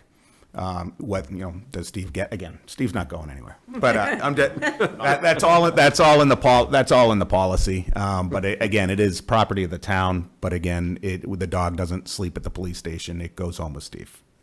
Question, what happens if an event takes place not during your regular working hours? So you and the dog are at home, some event takes place that you think, or one of the lieutenants think, Yep. We really need the comfort. Yeah, dog. so Steve as a, he is by title a detective, so he is on call once a month. They rotate for anything. So Steve goes out in the middle of the night for non-school related things, whether it be a house break or a robbery. Steve would be on call. That would be similar for the dog if there was a need for the dog, kind of like our drone unit. If the drone needs, if we need a drone out there, we have officers who are trained in it, but they're not working. We call them out, pay them the overtime to come in on call. And that's what we would see happening with the Comfort Dog. Thank you. I'd love to take any comments or questions from the board. No, I mean, I think it's a great idea and would be a great program. Are like pet insurance or vet bills or anything like that factored into this? Yeah, cost? so we are, Steve has been doing a lot of research on this. We are close to, I don't want to say signing, but having a relationship with a local vet who has offered their services for a nice rate. Okay, great. So we've looked into that. The pet insurance, I think we will be getting. It's short money actually, and we also, speaking with Jason Little, will be establishing a fund. So if people want to donate, they can donate to the town and under the memo Comfort Dog program. That's been popular in other communities too. So we've been told from other towns that it kind of pays for itself. Believe it or not, people are out there. People say love dogs more than people, I guess. I suspect the dog will get a lot of attention from the students at Algonquin. Yes. Including my daughters. Yes. Ariella. She's very, very excited about this. Excellent. Excellent. Great. I just want to say, several years ago, someone came to a meeting here with a dog. I don't know, Diane, if you remember that. And it just was a different vibe in the room. It was really, really nice. So maybe sometimes you can come to. Well, I think it's probably going to get sworn in here too. So when we do have it, it'll be up here. And I like it. but you're right. Even when we bring in, when a resident locates a lost dog, and oftentimes it makes its way back, they bring it to the police station naturally. And if we have to hold it temporarily, which is quite often.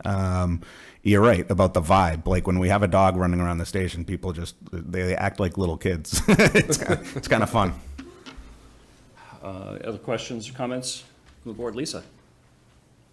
Hi, I love dogs. We all know that. I'm happy to hear about the potential of a Comfort Dog. You did answer a couple of my questions already, which is wonderful. like bringing the dog home. I was like, oh, what's this guy gonna do? Stay in the station by himself? No. So that's great. It's a great comfort. You say, so a couple of things. You're going to carry an insurance, obviously, that's for the health of the dog, you know, when you go in for yearly checkups and things, because we have that for our dogs. It sounds crazy, but because it's now going to be a municipal asset as opposed to just, you know, an animal coming in with an employee, because I think that's what they do with all the other, what is it called? The Bright Spot Therapy Dog program. Because I did do some research myself and I talked about that, where there was about 15 dogs, now they're down to 13 that go around in a group of different school systems. And they're used regularly for that. So I'm assuming that you'll add to that with your dog. But if in the event of the dog has an illness and it dies, do you then buy another dog? Is there insurance to pay for another dog? Yeah, I mean, I think, you know, with the insurance, you know, I don't know if it would cover the death of a dog. I guess we can look into that a little bit. Clearly, dogs do get sick, and that's never fun. I guess we would probably cross that bridge and if God forbid we ever have to, and find some money to, at some point when appropriate, get another dog, you know, when appropriate. Right. I mean, it's happened to us. Sure. Where we lost a dog very young, or Yep. just dropped in. Yeah, exactly. So, and then, what do you use the crates for in both the, like, the station and at the high school? Is it mainly the high school that you go to, I am assuming? So you don't go to the younger schools, you just go to the high school? I go to all the schools. I do have an office at the high school because they tend to be a little bit busier. However, I do visit the elementary schools and the middle school as well. I have a great relationship with all the principals, and I don't have offices there, but I do go there and visit. So I try to get around as quickly as I can to those schools. I did develop sort of a Google Calendar for the principals to see so that they can see where I am. I'm very transparent in that. That way it's better for them to schedule any special events with me, and they've already, all of them have already scheduled a lot with me so far. So I'm pretty busy, but that's something that the dog can come to as well. The school visits I do, it goes wherever I go throughout the day. And to answer your question about the crates, a crate, if you don't know, dogs can be, for anyone, can be sort of, they have a misunderstanding. They can be kind of a mean thing, but crates are a sense of comfort for the dog. It's a little home for it. So it's a place where it can go to lie down, and it's not anything terrible at all. A crate's actually a good thing, and it also promotes some discipline in the dog too. On top of the 25-week training that we have lined up for the dog to become a comfort dog. And typically it takes 8 to 12 months to fully be certified as a comfort dog too, and go through that training, which is built into the $1,200 training here for the animal assisted therapy services. Okay. Well, I know that there's two schools of thought on crating. Laura and I have two different thoughts on that. I want him to run free, learn, teach him to do the right thing and run free. But she's like, no, you gotta have a crate sometime. So, like, how much hour to crate do we have? I mean, it's obviously just when it's a situation where there's something coming in that you have to concern yourself with the dog overreacting or the individual overreacting, I assume. So I just wanted to ask the crate question, because I get crazy when people have crates and they leave the dog in crates all day. They come home, walk them for an hour, and put them back in a crate for the night. I'm not saying that you're doing that. I guess then the next thing is, how much would you think you're going to be putting in the budget yearly for the dog? Do you know? I think when we get the dog and kind of figure out its monthly budget, I'll have a better idea. But I would say probably no more than $10,000. I think that's high. I don't think it's going to be that high, to be honest with you. Okay. All right. Okay, great. Thank you. Thank you, Lisa. I'll take a guess that the public would be very excited to help with this. I believe so. Yeah. Laura? Hi, thank you. I love this idea for so many reasons. I love how it'll help the police department with their comfort as well as the people in the community and especially the students. What is the like how long can in a perfect world, you know, dogs can live a long time. What's the hopeful amount of time that this dog can be with us? I mean, I would say working in its role, probably, I would say 8 years. I would say, you know, life expectancy for a lab is about 12 to 13 years old. You know, I think we'd have to see how he or she is doing after 8 years, and if the kids are starting to bug him or her, you know, maybe we let him retire to Steve's house for some relaxation. So I guess we'll, well, 8 years, actually, I think I'll be done by then. So maybe the dog and I'll go out together. But no, I think it's a fair question, Laura, and I think we'll just have to see how the dog's doing. But we've been told about 8 years. Got it. And then as much social media presence so we can watch the dog through 100%. every stage It would be will. really appreciated. It will have its own pages, correct. That's great. Is he gonna have a Thank you very GoPro? much. What's that, Laura? Lisa?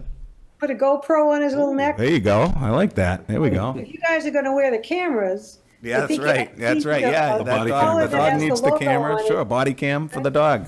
I like it. Right, get him a GoPro and then get him a logo on the collar so they don't think he's just a regular dog. There we go. All right. Have to make him his own stuffed animal that looks like him too. Right, and like you said with not thinking it's just a regular dog, it's going to have a vest. It will have a patch that says "in training," and then it's also going to have our Northborough police patch as well, and sort of the public relations materials. I mean, stuffed animals. I've talked to the Lunenburg Police Comfort Dog handler, Brad McNamara, who's actually the liaison for Boonfield Labradors in Massachusetts. He kind of started that relationship with them for Massachusetts police officers. So I've seen his dog Hank, only pictures, but Hank's outfitted, and they're usually outfitted with a patch here too, so people know that it's a comfort dog as well, and a working comfort dog. And this is typically, what I'm wearing is typically the uniform, just a collared polo, which is typically what I wear as a school resource officer and detective as well, along with the tactical pants. This will be good for to mitigate the shedding of the fur. So that's all in our policies and whatnot, and Unless it's all white. that. So It is. quite outfitted. Yes, yes. And you have to have a little arrow that says I'm with him. Yeah. A question. How do you deal with people that have dog allergies? Dog allergies. I haven't had a dog in a while, but Not so much. Yeah, I'm not so concerned. I assume that you wouldn't have a dog allergy during for this, but students at the high school or Yeah, I think that's a fair question. I've always thought of that because even when I see dogs in public places, my brother-in-law has pretty bad allergies with pets, and that is something we'd have to be mindful of. Obviously, that's why I think having the crates, having not only a crate at the police station, but also one at Steve's office at the school, so we could place the dog in the crate and find another office or something to speak with someone.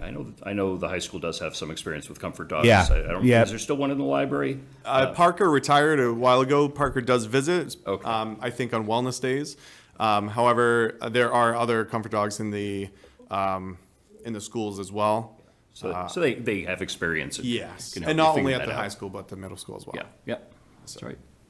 Good. So if I see no other comments or questions, this is not an item that was originally on anyone's list for ARPA. I think I see support all around. I would suggest maybe we just split this one 5 ways unless somebody has an objection to that. No, I agree. Okay. I'm with that. Okay, Works everyone for okay me. with that? Okay, I'm certainly good with that. With that, I will entertain a motion. Yes, Mr. Chair, I move the board vote to approve the use of ARPA funds in the amount of $6,200 for the purpose of funding the Police Department Comfort Dog Program as presented in the memo by the police chief, included in the meeting packet, pursuant to Massachusetts General Law, Chapter 44, Section 53A, and to authorize the expenditure of such funds by the police chief. Second. Okay, motion made by Mike, seconded by Julianne. Any other comments or questions? Hearing and seeing none. All those in favor? Mike? Aye. Julianne? Aye. Laura? Aye. Lisa? Aye. I also vote aye. Vote is unanimous. In favor. Congratulations. Thank you for your support. Really Thank you very appreciate much. that. Thank you very I much. think we're all excited about this. We really Yes, are. yes, thank you very much. Great. And Chief, you have another item? Yeah, you can stay with me. Sure, yeah. Okay. You're working. Thank you very much for that. I really appreciate the support. The next item that I'm requesting and is $10,000 to help us replace some really worn out gym equipment, physical fitness equipment at the police station. A lot of the equipment that we have is original to the building, I've been here 25 years, and most of the equipment's been there at least 25 years. Going back to my college days, I did a research paper on police stress and the effects of what officers see and deal with on their throughout their careers, and the negative sides of police stress, police suicide, alcoholism, things to that nature. So when I became chief, I've always been mindful of that and making sure our own are taken care of, because if our own aren't taken care of, we can't take care of anyone else. So I established a health and wellness program at the department for our officers and dispatchers. I put a sergeant who is passionate about this as well, Sergeant Bissett. In the budget last year, we actually got approval for an app on our phone called the Cortico app, which connects officers to all sorts of resources by clicking a button, and it's anonymous. We are ready to launch that. We've been building it over the last couple of months. We're going to be launching it probably in October for our officers. So that's a great resource. The employee assistance services offered through the town is another resource. But something else that many of our officers are passionate about is exercise. And what better way to relieve stress than to exercise? And not only for your mental health, your emotional well-being, but your physical health. Heart disease is the number one killer for police officers. Our officers are constantly using our fitness room, which I'm very proud of. We have healthy officers who care about themselves. So the other day, a couple of weeks ago, and I apologize that I just kind of threw this out here just recently. I guess I could have asked for this a little bit ago, but it was a few weeks ago. We had two officers who show up. They work at 4 p.m. And they show up at 2:30 p.m. to start their workout before their shift. And it's two of our newer officers. And it's good because it's a good morale thing. They're in there, running or lifting weights. And one of the officers was doing dumbbell work, and the lead paint, well, it's not lead, but the paint chips were coming off the dumbbells as he's lifting. And I think I showed a picture of the dumbbells in your packet there. So, over time, we've replaced equipment. The police association does fundraising, right? And we give most of the money we raise is given back to the community, veterans, seniors, things like that. But sometimes they do spend some of the money for their own needs. Like a treadmill was recently purchased for about $5,000. Gym equipment is very expensive. I'm asking for $10,000, and it's not going to get us everything we need, but I think the association, with some fundraising efforts coming up, could also contribute, and we could get a real a place looking a little better than what it is now. And it's not that it's hasn't been cared for; it's just used. It's used every day, the equipment, and it's old, and we need to update it. Thank you. Any questions, comments? Yeah, I have a question. Sure. Well, and it's just because weights kind of scare me. Mm-hmm. How do you make sure that everyone's using the equipment properly and safely? Yeah, no, it's a fair question. So we have a couple different, so the dumbbells, our younger, stronger officers like those, and the older guys don't. But for the people who are not comfortable lifting that particular weight, there is like a Nautilus equipment, and that's why I'm seeking to replace that by using this cable cross system, which is all fixed to cables. So that's a more safer avenue as opposed to the dumbbells. But the younger officers, and not all younger, but a lot of them choose to use the dumbbells, and they come in with experience in going to gyms.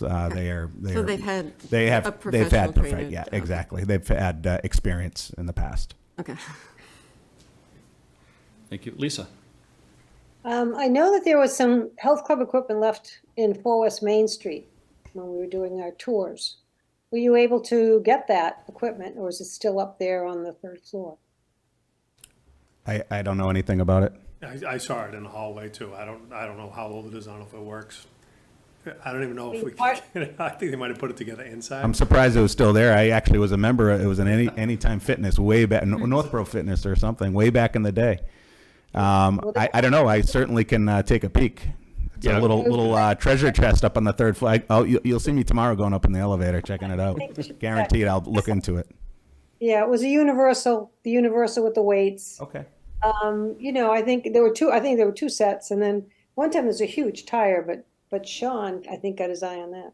Okay. I think it's worth looking into that, and I know there was a tanning bed. I don't know if that's still up there. Yeah, we're good with that. You might want to take care of your No. collection as well as your, but I would look there too to see what you have, and then. I will take a peek up there, though. That is good intel. I think what we're asking too, if I may, board, that a lot of this equipment that we're asking for is to save on space as well. Our gym is not the biggest, so we're looking to save space so that those officers that choose to do body workouts can have that space to do them on the floor or jump and whatnot, as well as get nice equipment in there too, because some of the equipment, like Chief said, is old and it's just big machines. They just take up tons of space. So getting like a cross cable machine and a leg machine that you can do those workouts with a smaller machine but still get effective workouts can save us on a lot of space, and hopefully get another machine in there for a different workout. Great. Laura? Thank you. Thank you for sending the pictures in the packet. It's an unrelated question, but is the roof okay? Because I don't know if it was the lighting that looked a little bit off in one of the pictures. But is there a leak in the roof in the gym area? There's sometimes condensation from the air conditioner units. Every year it does. Somehow of the white paneling has to be replaced. It's slow drips. We also get that in our booking room as well. But that's good eyes, Laura, because you are correct. There is sometimes like it's a brown line that goes from one side of the building. It's all the same panels, and it's typically from the air conditioning dripping down. But we are mindful of that, and clearly we wouldn't want anything happening with our equipment. Well, I'm not as worried about the equipment as I am people using it. Is there anything above the ceiling, and is that No, it's just a drop. compromised? It's just a drop ceiling. Okay. Yeah.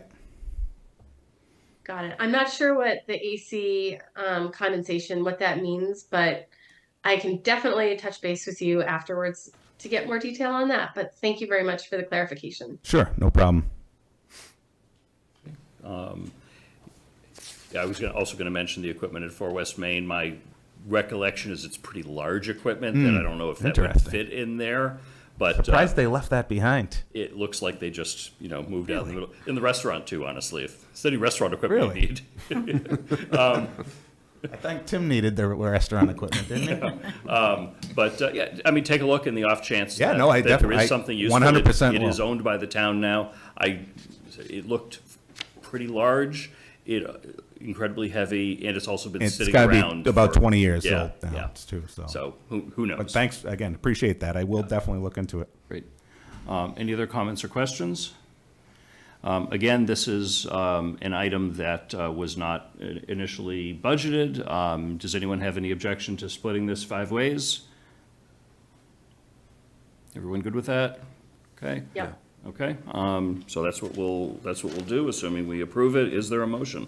Yes, Mr. Chair. I move the board vote to approve the use of ARPA funds in the amount of $10,000 for the purpose of funding police department gym equipment replacement as presented in the memo by the police chief included on the meeting packet pursuant to Massachusetts General Law, Chapter 44, Section 53A, and to authorize the expenditure of such funds by the police chief. Second. Okay, motion made by Mike, seconded by Laura. Any other discussion? All those in favor, Mike? Aye. Laura? Aye. Lisa? Aye. Julianne? Aye. I also vote aye. Vote is unanimous. In favor? Thank you very much. Thank you very, Free, very free much. membership too, if you guys want to come over, a little swipe card. But we appreciate it. Thank you very much. Have a good night. Thank you. Have a great Northborough night. Selectman hurts himself in police jail. At police? Get the comfort dog. Great. We have one more ARPA item, town meeting lawn signs for $600. This is something, Laura, unless you prefer, I could give this a quick intro. We have talked at prior meetings about how can we promote town meeting a little bit more. Laura and I were, I don't know, talking on the phone one day or something like that. I don't remember how it came about. We said, hey, maybe we can get some more signs because the town did purchase a few years ago about 12, maybe 15 town meeting lawn signs. You know, they look like political signs, but they advertise town meeting, and they got enough to cover certain public properties around town. And we thought, well, you know, I would love one in front of my house, and you know, maybe all the select board members would like them in front of their houses or other places in town, and maybe members of the appropriations committee and financial planning and so forth. So we said, why don't we just, you know, buy 50 of them? So you know, we did an estimate of about 50 lawn signs and a bunch of stickers so they could, you know, change the date out every year. Would be about $600. I discussed it with Town Clerk Andy Dowd. He seemed to think it was definitely worth trying, and so that's what this request is. And this was an item that Laura and I initially put on our list to split this at a whopping $300 a piece. But want to get this into the loop as well. So I didn't ask Andy to come tonight, but he and I had a quick conversation about it. Lisa. What are they gonna look like? The ones that have been out already made? I would leave this up to town clerk to handle that. I don't think the board should get into the design of the signs, but I imagine it would make sense to be consistent with what he's got. Well, the application in the ground has not been good, because normally the lawn signs are either on metal stakes. You can see both sides that don't have any obstruction to them. Yep. Last year, there were small, I don't know, 1/4-inch posts that were put in front of one of the sign and one side of the sign. It doesn't look very professional, and I think we really need to start asking some questions now instead of just leaving it up to, well, somebody can take care of it. I think we need to make sure that how it looks is professional and done well. So I think that has to be considered, and you may have to make additional signs since those signs don't have a good way to apply them into the grass. Yeah, the way I priced these out was just like political signs, the corrugated plastic with the H frame that goes into the ground and holds up pretty well. All right, so do you know how many of the other ones were made? Was it just like 12 I or believe it was 15? I believe it was 15, and they have all or most of those still available. I don't remember how they mount or anything like that. All right, well, I would really like them to be mounted the same way. It just really, I'm sure some other board members saw it too, and it just didn't look right. Laura? I can comment on that, Lisa. That was exactly what really generated this, because I agree, having the wood blocking half the sign didn't look nice. So hopefully we can get better awareness around town meetings. We may need to replace those stakes, because I know that they may get impacted, but at least for the next few years, we can see if it increases participation and awareness around it. And I agree, to make sure that they look better and don't get the stick stapled into them. Right. I mean, it's necessary to have, it was whatever we can get more activity into town meeting, but I think all of it really needs to be consistent and professional. Yeah, I agree. I'm sure Andy's going to watch this part of the meeting and he'll get that feedback. Sorry, Andy. Okay, any other comments or questions? If not, I'll entertain a motion. Mr. Chairman, I move the board vote to approve the use of ARPA funds in the amount of $600 for the purpose of funding town meeting lawn signs, as presented by the Select Board Chair and Vice Chair, pursuant to Massachusetts General Law, Chapter 44, Section 53A, and to authorize the expenditure of such funds by the town clerk. Second. And Okay, motion made by Julianne. I think I heard Laura with the second before Mike. She beat me. Yes. Any other comments or questions? All those in favor, Julianne? Aye. Mike? Aye. Laura? aye. Lisa? Aye. I also vote aye. Vote is unanimous in favor. Thank you very much. Next up, we have discussion and vote on special town meeting warrant article recommendations. We all know what these two articles are. The first one is the appropriation for the sewer enterprise fund that we've talked about before, and the second, of course, is the fire station project. Do people have a preference of taking these individually or separately? Separately, please. Sure, that's fine. Let's see, Tim, there's nothing new on either of these articles, correct? Now, other than, at the request of council to break out Article 1 into two motions, because one requires 9/10 and the other is just a majority, which we covered at the last meeting. So nothing else has changed. Okay, great. So on the appropriation for sewer enterprise fund, is there a motion to recommend approval of Article 1? Laura? Yes. So do you want me to read the motion? Sure, of just on Article 1 for Okay. now. Okay, perfect. Mr. Chair, I move the board vote to recommend approval of the following warrant article at special town meeting. Article 1, appropriation for sewer enterprise fund. Okay. Any comments or questions? Second. Oh, yeah. Thank you. Any comments or questions? Hearing none. Laura? How do you vote? Aye. Lisa? Aye. Julianne? Aye. Aye. I also vote aye. Vote is unanimous in favor. We are recommending Article 1. Article 2, the fire station project. There's certainly nothing new on that. The one question that I've heard a few times is, we know the Fed dropped their interest rates by 0.5 point. May be worthwhile for Jason to sort of take a look and maybe talk to the financial advisor in advance of town meeting and see whether it is worthwhile updating the impact projection. I know that from one of his presentations, I think it was to the Financial Planning Committee, he said that some of that thought was already baked into the rate that was used, but now that it's reality, maybe there's, the possibility of a somewhat more favorable projection in there. We don't have any of that tonight, but that's just it's the only thing that's new. And I will say that a couple of people from the Fire Station Building Committee were at Applefest at the street fair and talked to probably several hundred people that walked by and had questions about the project and had an opportunity to hear from people. I think I was not able to be part of that, but I hear it went very, very well. And did the building committee, did they send out the little postcards in the mail? Town clerk sent Town that. clerk sent Yeah, those, that's okay. a response, our bylaws require that to occur. So that had a QR code that went back to the town website that had the warrant, and hopefully some additional information was added to that as well. Great. Any other discussion? If not, I'll entertain a motion. Oh, I had Sure, something. Julianne. So this is discussion about whether or not we're going to, Whether the board recommends the Yes. approval of the article. okay, so I did have to write down a couple of comments because this is very difficult. But first I want to say thank you for staking the size of the building. It was extremely helpful.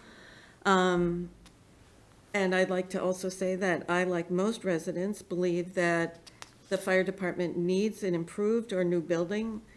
So it is with much difficulty that I have to say that I have serious enough concerns about this project that I will not be able to vote to support it. It's the size of the project, the way we have to reconfigure that property to get the building on it. I think that there's enough concerns on my part that I couldn't honestly support it. Sorry to hear that, but I respect it. Thank you. Okay, thank you. Anybody have anything else before we entertain a motion? Lisa? I will echo what Julianne has said. I know we need a new police station. I know that these people deserve a much better space to live in, as well as all our other departments. I think everybody has really suffered for years of no municipal maintenance, and it just is unacceptable. And I think we've changed that. We've certainly turned the tide a little bit. But I'm also concerned about many of the things, the size of it, the land. I've always talked about the problem I've had with the land and with it's a brownfield. I can't imagine why we picked a place that used to be a gas station, just beyond me. And I just feel that many questions were asked, not necessarily answered or answered well. And I too, I'm not going to be able to support this. So I do appreciate everything that was done and all the work that was put into it, and hope we can move forward into some other better situation. But I will also be saying no. Again, I'm sorry to hear that, but I respect the decision. Any other comments? Yeah, I mean, I would just say I certainly respect both board members immensely and respect, whatever decision you make, and clearly you've both made that. I would just say if the fire station, doesn't, whether we recommend it or not doesn't, mean whether or not it occurs. If we don't get the votes and we can't begin that project, a smaller building, a different lot, it doesn't end up being cheaper, right? So moving the project down the road is starting from scratch. I know people say Plan B is the same project again, but even if Plan C is another location with starting from scratch with a new building, tack on those, that's kind of how we got here. We got to the, initial sort of sticker shock of the building and having to come to an understanding and looking more into it because progress wasn't made. So I would, I would just say, to keep that in mind, that if, no project is perfect, certainly this one is not. But the alternative isn't, the concerns about the cost and the location are certainly valid. But I don't think a different location and a different building gets you to a different place. That doesn't get you to a much cheaper building if we wait another 4, 5, 6, 7 years to build something new. You're just tacking on the additional construction costs and additional costs and new energy codes that make the building more expensive. There's sort of a perfect storm of things with the COVID inflation, construction inflation, energy codes and things that come together to make the building more expensive than initially thought when the property was purchased in 16 or 17 or whenever that was. And we all agree that the current location isn't suitable to be a fire station. It's I've toured the building. I've seen what conditions our staff, our firemen are working in, and I can't vote anything but to recommend this project. So I'll be voting yes to recommend it. Thank you, Mike. I see a hand up from the audience. Before I recognize that, I'll say that, I too will be recommending strongly that town meeting approve this. No project is perfect. No project is ideal. We went through this process. I've been on the initial feasibility study committee as well as the building committee for this.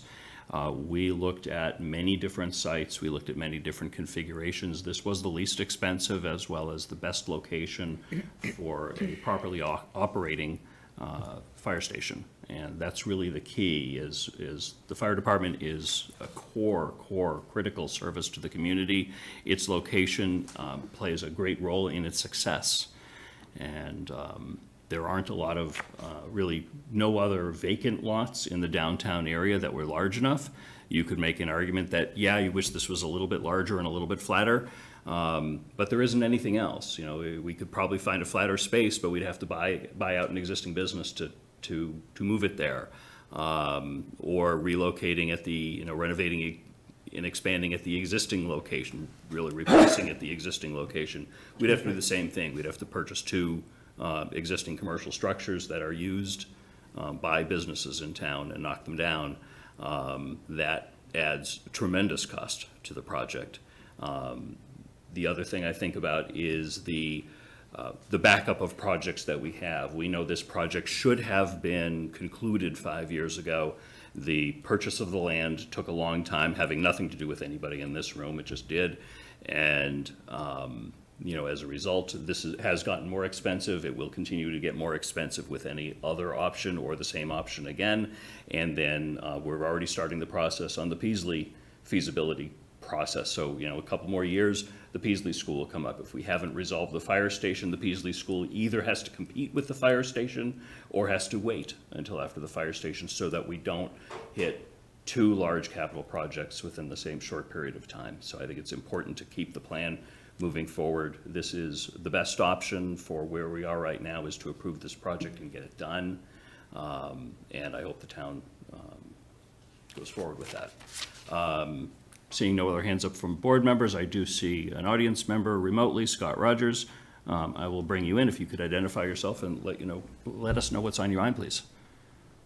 Yeah, thank you. Scott Rogers, 26 Tomahawk Drive. I guess I would ask any members that are not willing to recommend approval of the fire station project to offer then what their strategy would be for moving forward. We've gone through multiple years of feasibility and design and land acquisition.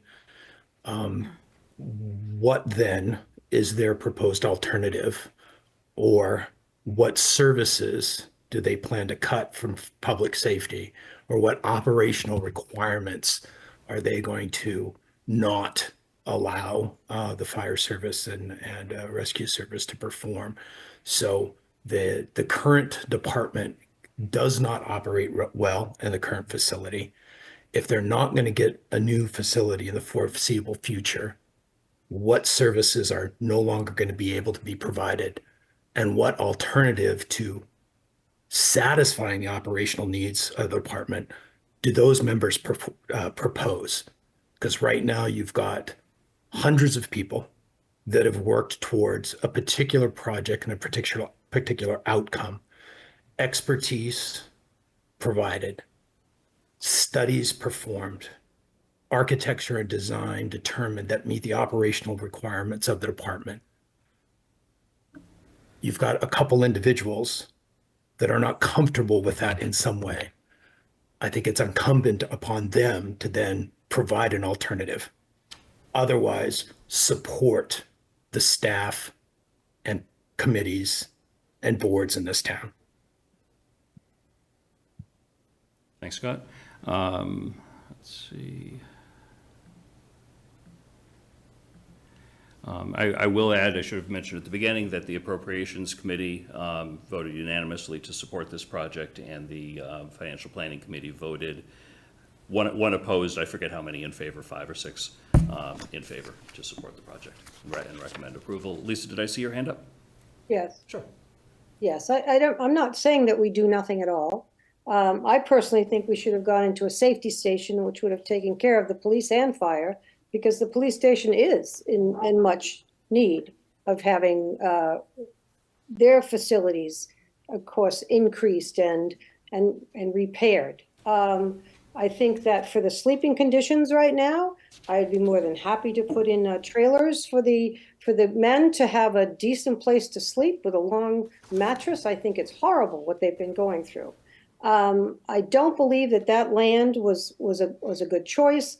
It's a brownfield. You're leaving one facility because of the cancer possibilities to go into another with cancer possibilities. There's an awful lot that has to be done to the grounds, and putting up a 30-foot wall and reconfiguring an area that is just, you're fighting nature. And a lot of things can be happening from going ahead and cutting that hill back. I think that the money that was saved personally on purchasing the land, which probably would have cost half or less if it had been purchased when it was originally brought to town, could have been better suited to land that if you didn't have to do all of that construction, and when it first went through, that construction wasn't on the radar. It wasn't taking down half the wall and putting in the systems of water and worrying about the continual fact it's a brownfield.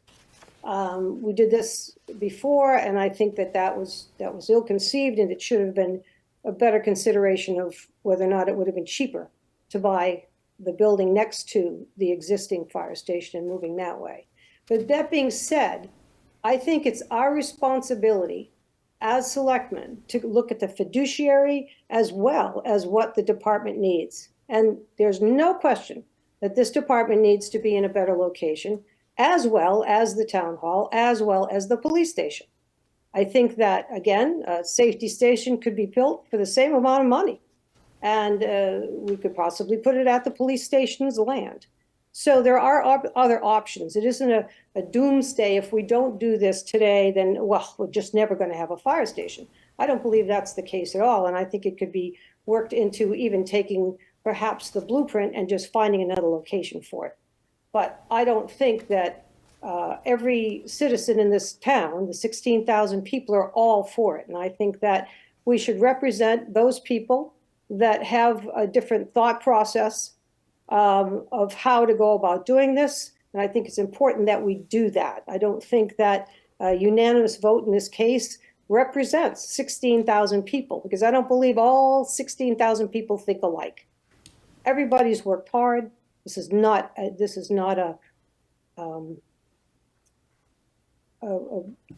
bad mark for anybody. I believe that it is our responsibility to talk about it and to find out what we can so that there's no more surprises. There's not going to be any overrides. I think there's a lot more to this land, and I have said it since day one. And I cannot support it, especially with it being a brownfield. Respond to a couple of things. The site is not a brownfield. It has been cleared by the Mass DEP. It is not a brownfield. I think it's really improper to use that term when it is not. It has been cleared of that. On the computer. All of there's been tremendous number of soil borings as far as during the architectural phase. Nothing like that was found. Second, we did look in the feasibility study process. We did look at a public safety complex. Cost is about 50% more than a fire station alone. We did look at that potentially for the existing police station site. We were told two things, which I absolutely believe. One, there's not enough room there for a combined public safety complex. And two, the police station's in pretty good shape. It's going to need a renovation in a few years. I expect that police station will continue to be the police station without major changes for probably the next 20 to 30 years. It would be a waste of money to go ahead and up this project to 60 million plus to replace an existing building. With that, I see one member of the audience here. I recognize Mike first. Yeah. Sorry, just if, yeah, I mean, we are fiduciaries, right? We have to be fiscally responsible with our citizens' money, with our, with what we spend. But two things, right? We're not an investment company fiduciary, right? We have a public safety component to our position, which to me is paramount. If you have to spend money, a lot of it, for public safety, then to me then you have to do that. I think public safety and just the working conditions alone, but on top of that, the additional safety to the public is compromised if a new project doesn't go forward. And then just on the fiduciary piece and the financial piece, there's almost no scenario where going and acquiring additional property and doing this down the road doesn't cost more money. So in just the pure dollars and cents fiduciary piece, it's going to cost more if we kick it down the road, and recent history has already proven that. That's what occurred. We can go back and certainly there's plenty to Monday morning quarterback, but we are where we are now. And I think it's important to those points, it just costs more if we fail to move this project forward. Sorry, and I'll yield to the appreciate it, Mike. Comment. Okay, Fran? No problem, thanks, Mike. Fran Backstrand, 76 Cedar Hill Road. I just want to say that Lisa did make some good points about the fact that there are, over 9,000 registered voters in the town who may have differing views. And this project will be debated and discussed at town meeting where it should be by whoever it is that shows up.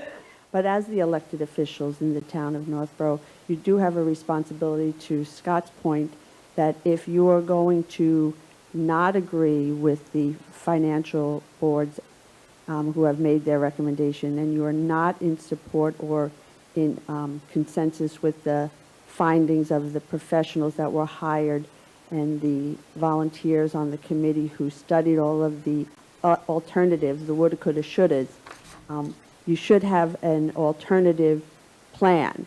And if it was extensive enough, it would be, to Mike's point, 2 years from now, because that's what it would take to study an alternative that may meet the same needs, that may meet a financial amount that more people may agree with. We don't know how many people are going to agree with the project until we get to town meeting and we get to the debt exclusion. But I do think that you have a higher responsibility as the elected select board members to have solid, valid, actual, factual reasons for saying that you personally cannot recommend to the townspeople support of this article. And I look forward to that discussion at town meeting on the 7th. Thanks. Thanks, Fran. Let's see, I have a hand up in the audience from Scott, and then I'll recognize you, Susan. Okay, Scott Rogers for a second time. Scott from 26 Tomahawk Drive. Just more of a point of order, Mr. Chairman. Should members be texting on the side during the meeting? No. If you got. I don't know if that's happening, but no. Yeah. So perhaps just reminding members of that is sufficient. I think you've done that. Perhaps. Thank you. Okay, all set. Susan. Hi, Susan Sartori from 465 Green Street. I really don't want to speak to whether or not the other two members of the board are in support of the project or not, but I do want to make it perfectly clear that we do have a long-range capital plan here in town, and the Peasley School is due to be done by 2030.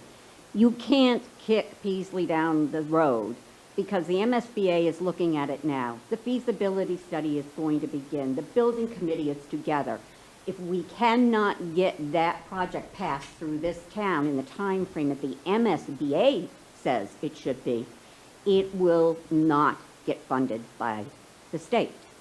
So what are we going to do? We're going to kick the fire station down the road and now push the Peasley forward, or is it going to get kicked to the other side? You've got a long-range plan. You've got to think about, what are you doing here? Your fire chief stood in front of you this year with his budget. He's putting in a grant for more firemen. Where are they going to go? Where are they going to sleep? Seriously, we've heard that the services have increased for the elderly here in town. He's wanting to increase the service and the time calls to these people. You want, because you don't like the particular station and where it's located. We need this for the people in town. Now, I'm going to say to you, I've lived here since 1990. When my husband and I moved here, the fire station that's here was always here. I'm pretty sure by the time we moved here, that fire station was paid for. My husband and I are near retirement and fixed income. But you know what we realize? We realize that we owe it to the future generations of this town to get that fire station built. We came here, we used the one that somebody did in the 1970s. So we need to do it for the future generations. And I know it's not going to be easy. It's going to be a financial hardship for a lot of people, but it's the right thing to do. And I do have the utmost respect for what your fire chief has put forward, this building committee that has worked on this, and like Fran said, the shoulda, woulda, coulda, that boat sailed a while ago. Thank you. I don't see any other hands up from the audience. Any members? Laura? Thank you. I I appreciate and respect where all of my fellow board members are coming from, and I recognize how complicated this whole situation has been from the beginning. Not And I complicated. think Sorry, Scott was still on here. I'll take Scott back off. That's my fault. Thank you. no problem. Thank you. I think, we're going to get this to town meeting. I have heard people in support of it. I have heard people that are very concerned about the tax impact of it. I hope that everyone comes out and votes for this very important project.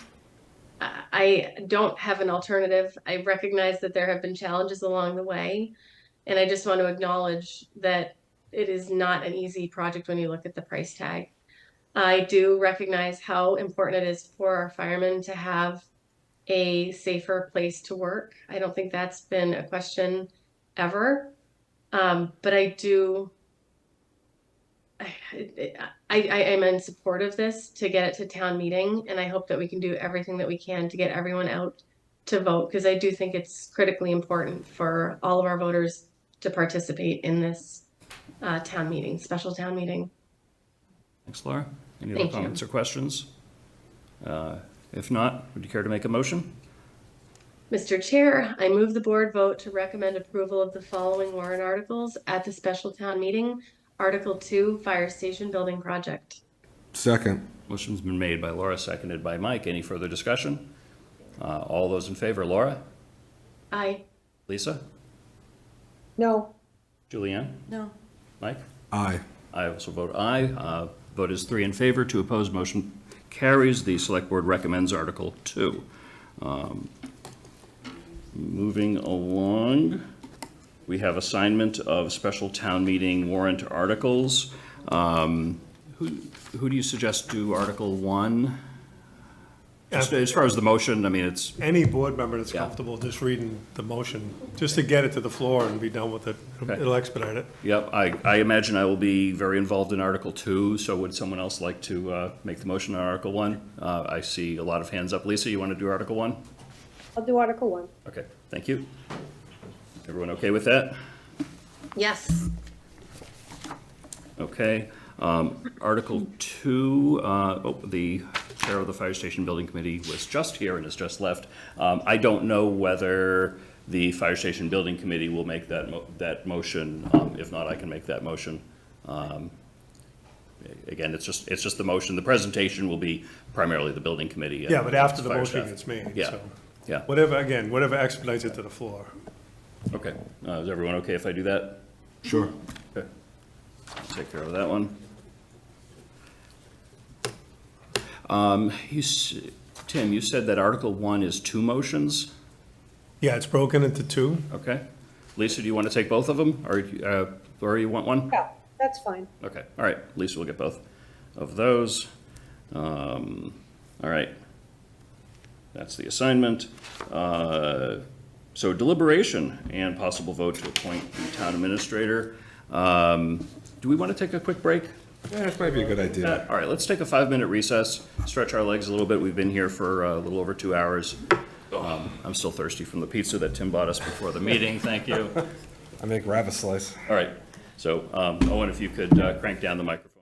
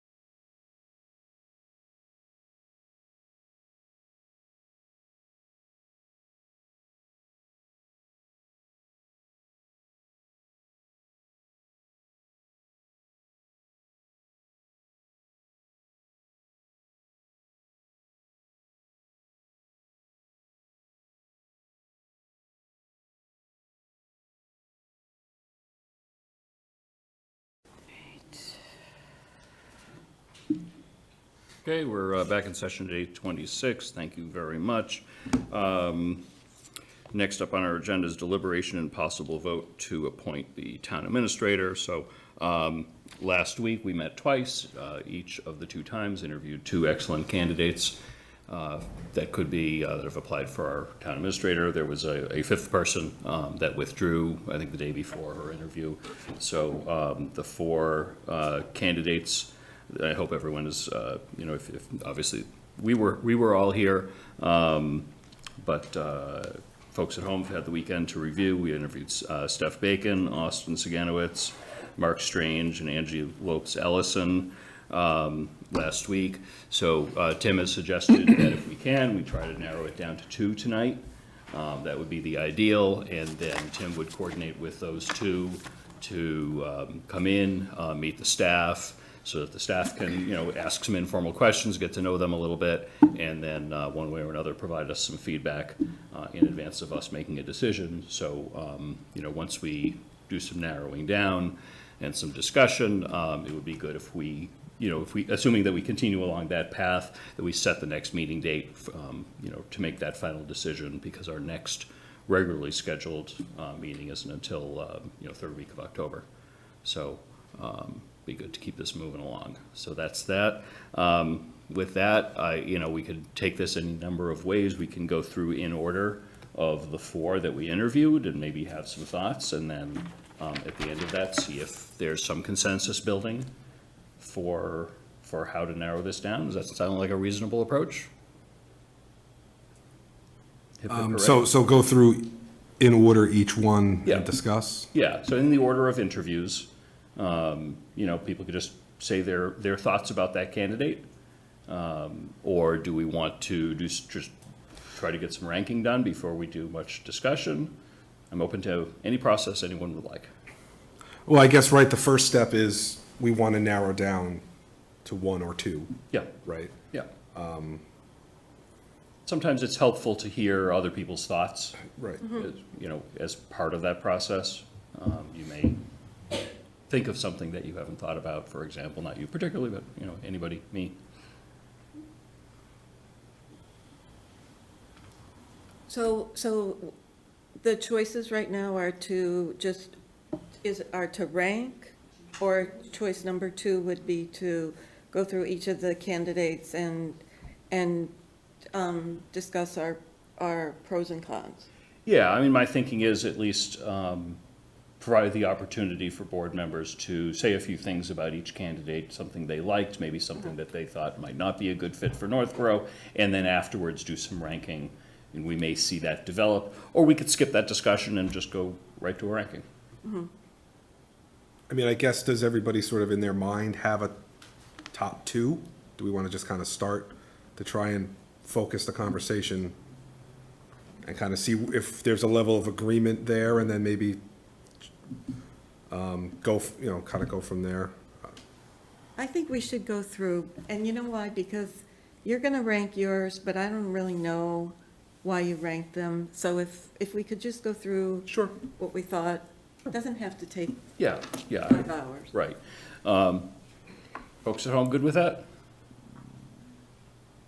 Okay. So the first we'll just go in the order of interviews. The first candidate we interviewed was Steph Bacon, who was the health director here in Northborough a number of years ago, has since been an assistant town administrator in another community and is interested in coming back. Anyone want to offer any thoughts or feedback on her?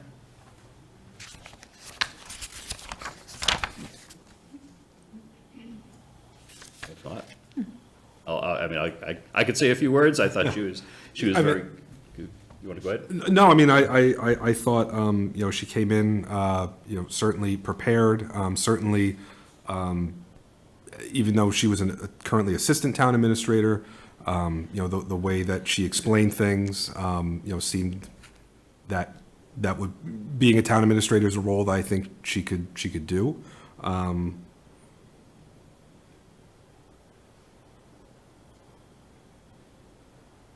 Yeah, I mean, I guess as far as sort of where I would, in discussion, where I would rank things, if there was one or two to bring in to meet staff, for me, she would be one of them. I'll just cut to the chase there, rather than try and find other nice ways to describe her interview or what I heard and saw. So, Yeah, I mean, I liked her. I thought she was well-rounded with experience and interests, which is, I think, important for a town administrator. She has not been a town administrator, so that's if you want to say a knock against as far as on the experience level, but she's been an assistant for a number of years. And of course, she worked here for a number of years, so she has some direct Northborough experience, which is, I think, mostly a pro. She seemed to have a reasonable amount of energy and excitement, is certainly obviously very interested, I think, in not just becoming a town administrator, but becoming Northborough's town administrator. So that was something I liked. Laura. I also enjoyed meeting Steph, and I mean, I'll say I enjoyed meeting all of the candidates and having them come in, but what I really liked about Steph's focus on transparency, I liked that she has experience in terms of, sticking with the financial plan and really focusing on the finances. I like that she's been with the town before, and she commented several times on how she likes to work with her staff and promote from within. And I think that that's something that that's got some really nice morale in town hall. That's been a helpful benefit as well. And if we are looking for someone to bring in, I would like to have her come and meet with staff as well. Thanks, Laura. Did we lose? No, Lisa just has her camera off. Either of the two of you? Briefly, I liked her energy, and she obviously did her homework. I think it would be easy for her, knowing she probably knows a lot of people in town hall. There's a lot of positives for Stephanie. I did have one concern, and that is that some of her answers were kind of textbook. Even when she followed up about economic development, it was, the answers were answers we've been hearing all along, housing, things like that. And I do think that she should be brought in again so we can get a little deeper with that. Personally, I'm looking for someone who would look at the town and identify every town is unique. And I think we deserve to celebrate that. So. Okay. Thanks, Julianne. Lisa, did you have any comments you wanted to offer about Stephanie? I do think of the four, Stephanie is the front runner. She has the experience of working in town before. I love to dress, being the fashionista. I do think I have a few concerns. She was working with us when we had, our original TA, and some of his methods and ideology is not what I'm interested in bringing back to town. I do feel that we should still get a few more options. I did go look through the interview or the applications, and there might be a couple of people on there I'd like to bring forward to add to her, bring her back with maybe two other people, and do that. I don't think we're in a big rush for this, but I think we should really look at, the options and how they're going to work in the town and how they're going to help the citizens. Okay, Lisa. All right, so I think everyone has chimed in a little bit on Stephanie. Next up is Austin Siganowicz. We interviewed the same day right after Stephanie. Anyone want to go forward with some thoughts on Austin?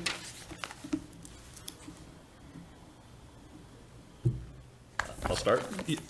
You're hearing nobody speak. What, were you speaking up? You can go. Yeah, no, I'm just kind of compiling in my head, sort of. Certainly an impressive person. Certainly brought a lot of energy. His energy level was like way up here the entire time, and that's that's certainly impressive. He is fairly new, I believe, in Rutland. So, and he, from his description and from his resume, certainly has done a lot of work there. But yeah, as far as his experience in the role, he has only been there, I think it was a little over a year. Half or so. Or, yeah. So that would be my only, I don't know if concern is the right word, but is just that piece of it. Or that was one. And that's why I say I would, sort of on that above below line, I would maybe say, Austin wouldn't be in my top two to invite in. That's not to say that a number of years down the road, with some more experience under his belt and some more good works in Rutland or other towns, he wouldn't be a great fit for Northborough. Right now, I'm not sure, so that's why I wouldn't have him in that one or the one or two to invite back. Okay, next. Anybody? Sorry. I'm gonna grab a mint.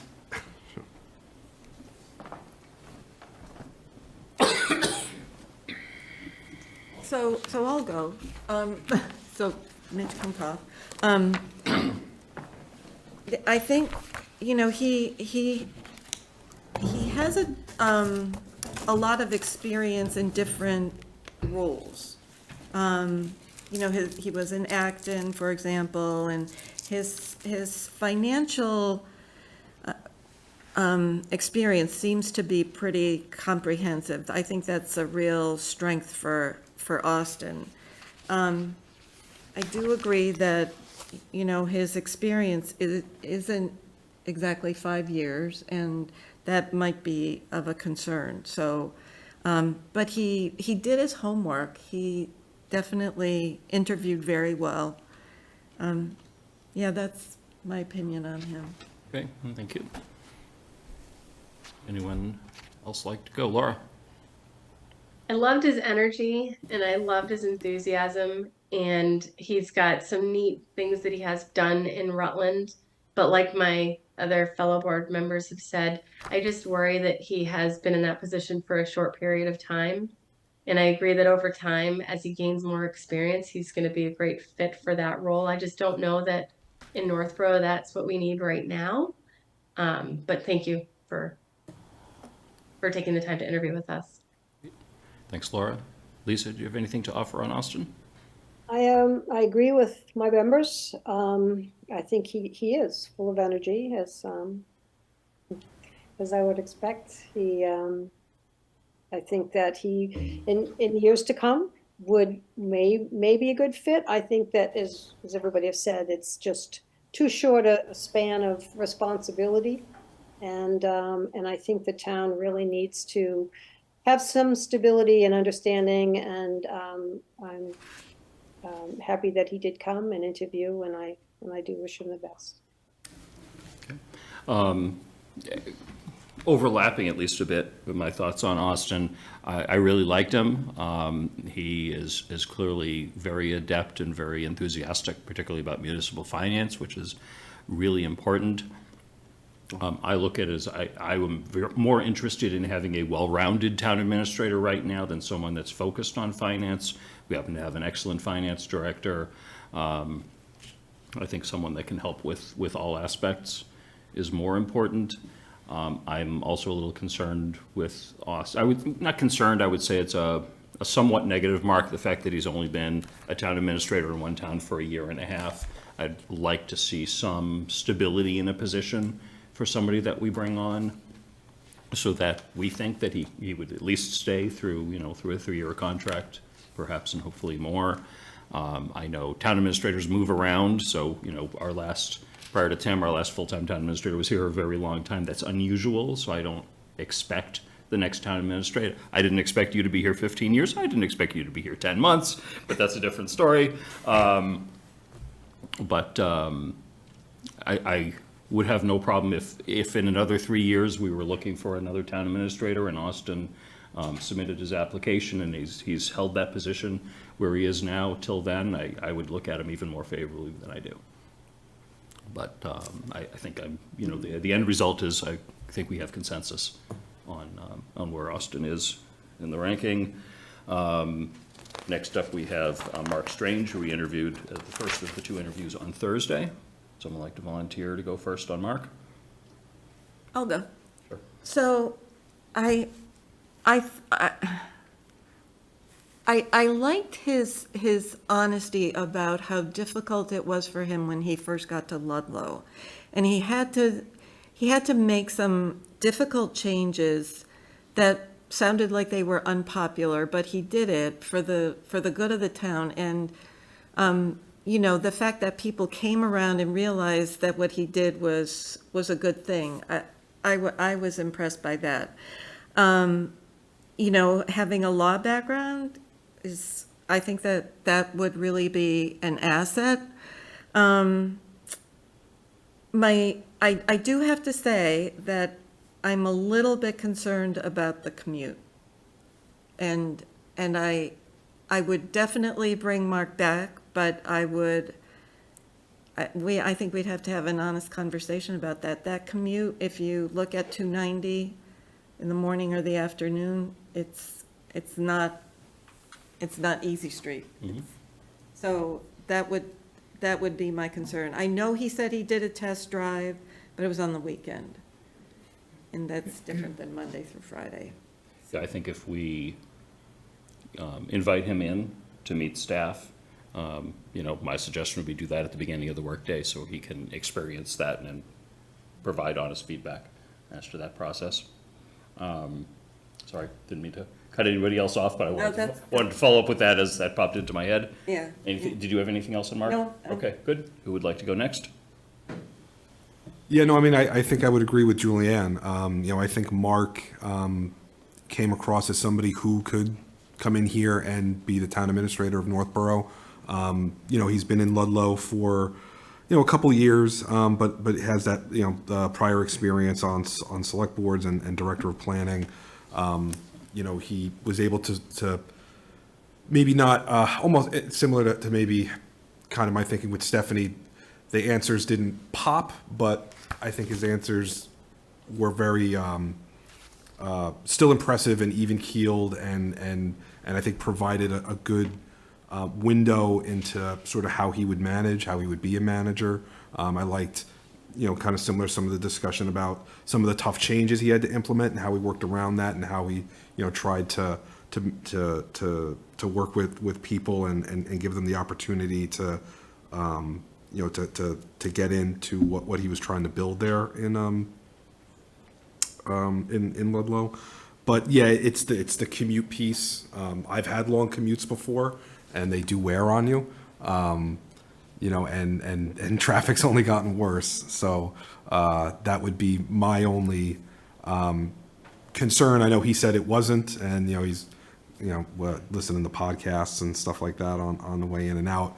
But we've had meetings that went past midnight, and if you're not getting home till almost 1, 2 in the morning maybe, and then turning around and coming back. I mean, he said he's okay with that, but that would be my only background concern. But yeah, so Stephanie and Mark were the two that I would invite back to meet with staff. So he was in there. Thank you. Laura? Thank you. I enjoyed meeting Mark, and I think he has some neat experience, but after the commute is greatly concerning to me, especially after we had one of our interim town administrators who really suffered from that. And I really think we need someone that's going to be closer, as that commute is really, really long.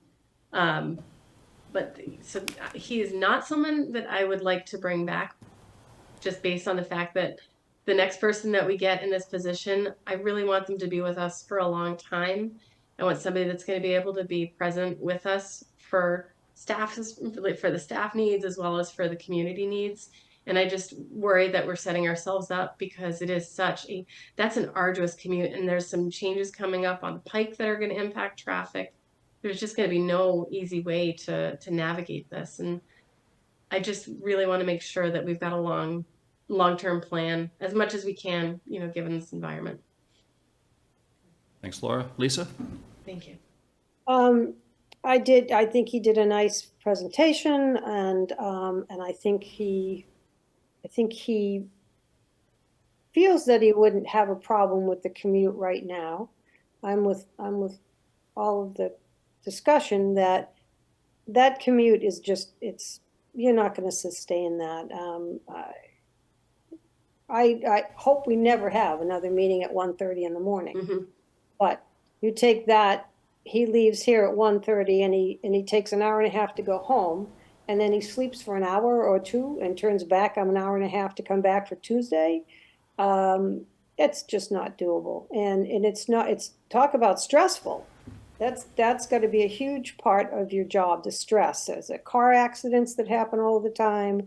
And they're not going to relocate because they have two children that are in schools. And I think that's, relocation would only make me comfortable enough to say, well, maybe, but it's still just a maybe. I don't feel he's had enough time as a TA as well. I think on our committees that we had, the last two that we performed, I think Northborough needs someone who's got some experiences. And I think a year, 2 years, 3 years of experience is not enough. I think we have a lot of things that are going on, and many of the things that were talked about were things we've already done, and we're in the middle of doing more future items. So when you have somebody that's coming from the Western Mass or the Northwest or what have you, versus somebody coming out from the East, I think that we're ahead of the West, but we're not as far ahead as we'd like to be in many of the other towns that are more east of us. And I just think that I'm still saying I would like to have more than the people that we talk to be able to move forward. Can I just? Sure, absolutely. So and I was the one who brought up the commute first, so it is a concern, but I would ask us to ask ourselves, are we making a judgment on whether or not this man would do the commute? Maybe he has a relative in Northborough who can stay overnight. I mean, I think we have to have a heart-to-heart and see what his plan is if there is a late night or the commute does start to wear. It's not for us to make that judgment that it's too hard for him. I appreciate that. Yeah, I really like Mark. I thought he was a really good balance of experience and well-rounded. I think he'd be, an excellent town administrator just about anywhere. He's clearly ready to move up to a larger community with more interesting challenges. He's going to have to go east for that. There aren't communities like the Metro West area as you go sub-Springfield. And so I think he even said something like he's been looking at towns around here. The commute, I would not want to do that commute, but I'm not the person applying for the job an hour and a half, hour and 15 minutes away from my home. We I think should trust him on his take of that. I think it is worthwhile to ask him to do it for real, at the time that he'd be coming in. And listen to him, and if he says he is fine with it, I don't think it's appropriate for us to almost assume that he is making that up. We shouldn't do that of any of the candidates without really good cause. I know some people that love long commutes, that's where they clear their head, and that's where they listen to their podcasts or their music or do the thinking or something like that. I'm definitely not that person. I haven't had a commute for well over 30 years. And I hope I never do, but lots of people do, and it's not for us to decide. I agree. There will be occasional late night meetings. I hope we never have one at 1:15 in the morning like we did once. What frequently people do is they'll go to a local motel or have a friend or relative in town or something like that. I guess we have 4 West Main. We do. We have 4 West Main. We have Gym equipment there. Gym equipment. I was going to suggest the Econo Lodge. Maybe there are other options too. What about White Cliffs? Yeah, we have a mansion. I can offer some context. For Sure. traveling, I mean, I started in Ohio, and I actually, when I started in Mount Healthy, I lived in Cincinnati. I had to drive through Kentucky, Indiana to come back to Ohio. So talk about a commute. How long was that? It was, it was 20 years ago, I don't remember, Okay. but it was long. Until I found I could, the old, 140, this one was 136, I think, it was just a straight line, but small town, it's a small town. So instead of going around the loop on 275, I just would go north. But anyway, so that was one. And I was in Salisbury. After I always thought I should live where I worked, which I believed in, still do. Just can't afford to move right now. So anyways, I was in Salisbury, I got a job in Seekonk, and I commuted that. So 495 to 95. So just think of Rhode Island, the two ends of the state, until I moved to Seekonk. And then I moved from Seekonk to Rehoboth, with little town next door, and then I got the job in Grafton.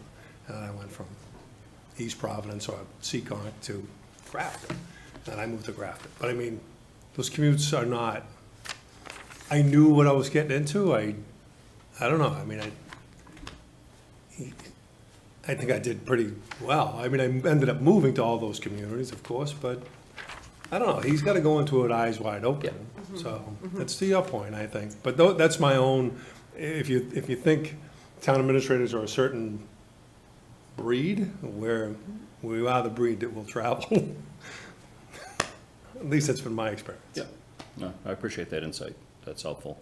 I'd say I don't think it's Lisa. just all about travel. And back then, when you were doing that, I'm sure the traffic was a lot lighter than it is today.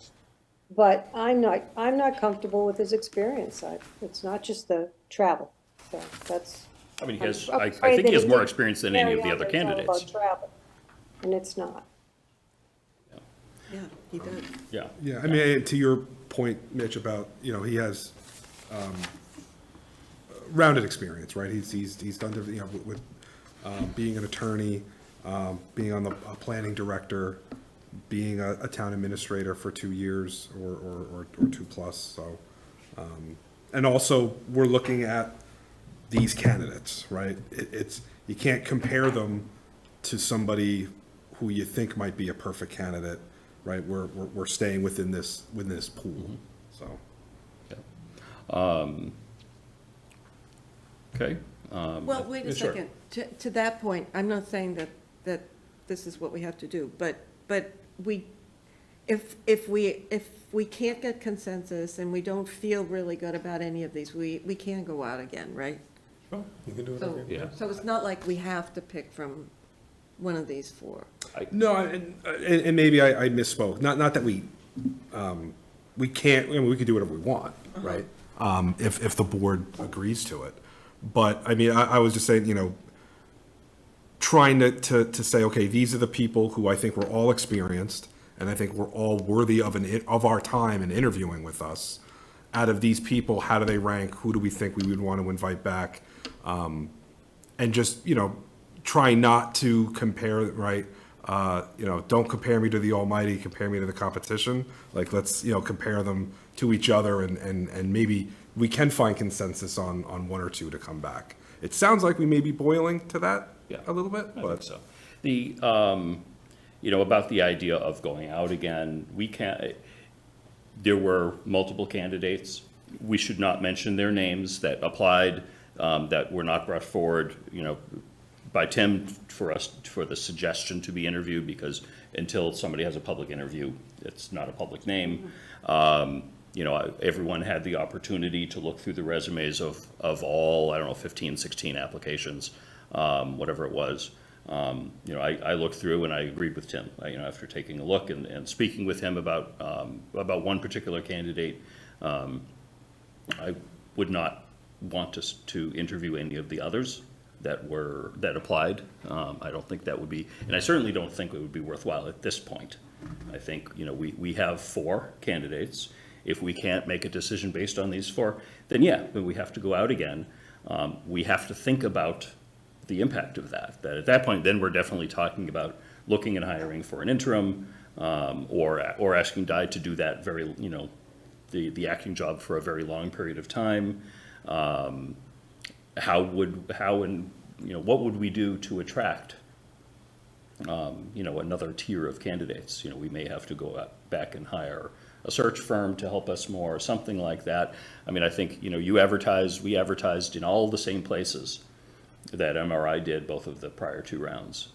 These are the folks that are available and interested in being Northborough's town administrator right now. That's just kind of where we are. Lisa?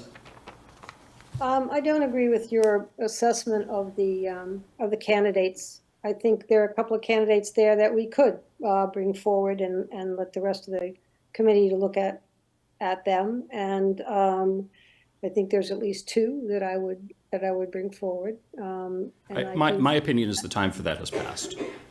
Well, your opinion of one. Right. Well, all 5 of us all 5 of us had the opportunity to look. Right, You but know, when did We we should have talk the about it. We got the opportunity opportunity to say- look, and then we should have some discussion on the opportunity that we saw. Now, we have Diane, and she'd be like a fabulous interim while we're doing this. There's no change.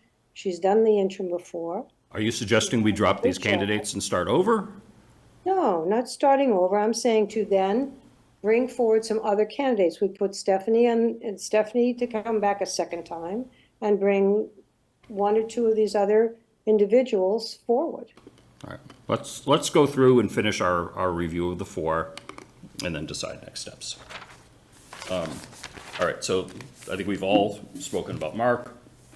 Angie Lopes-Ellison, who would like to, you know what, I see one hand up with with an audience member. Marilee, I will recognize you after we finish our review of Angie. Laura? I will start with Angie. I really enjoyed meeting her. I thought she had some really neat experience to pull from in a variety of capacities, both on the town level, both in the higher ed level. I loved her method of thinking. I loved how flexible she was and how willing she was to talk to people with differing ideas to come to the best solution for a community. And I like some of the ideas that she had for ways to save money in terms of, if you like regional dispatch or not, but she was looking for creative ways to save money within her capacity. And if we could bring her back, she is someone that I would like to see how she were to get along with our town staff. But I liked where she came from and what she had to draw from.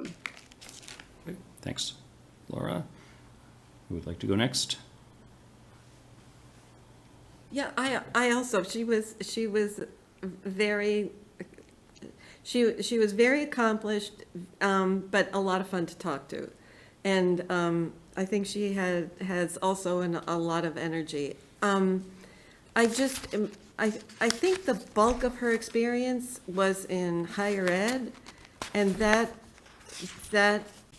I'm not sure translates to municipal government. So that would be one of my concerns.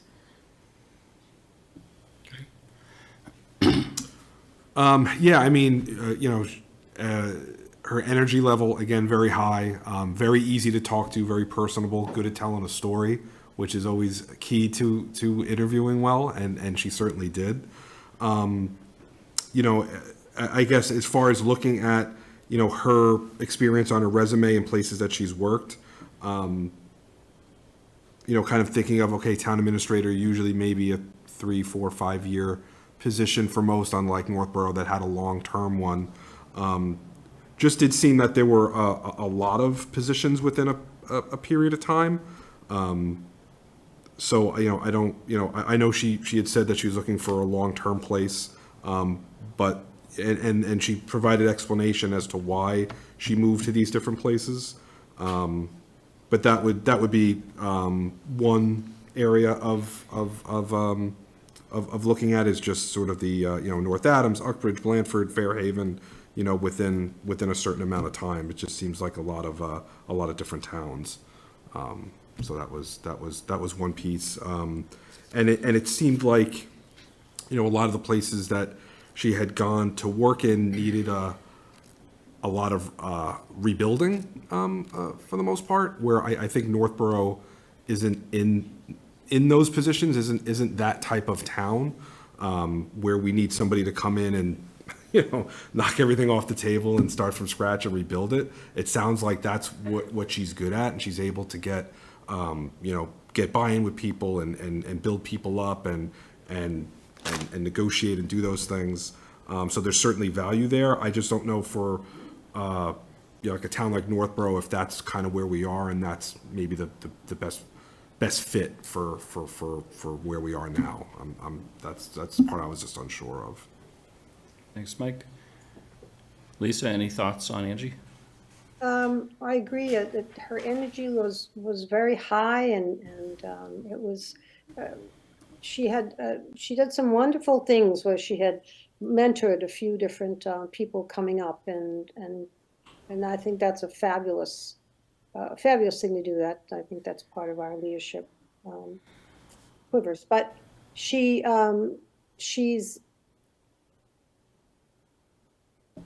got a lot, I think a lot of, like you said, higher education, a lot of human resource background.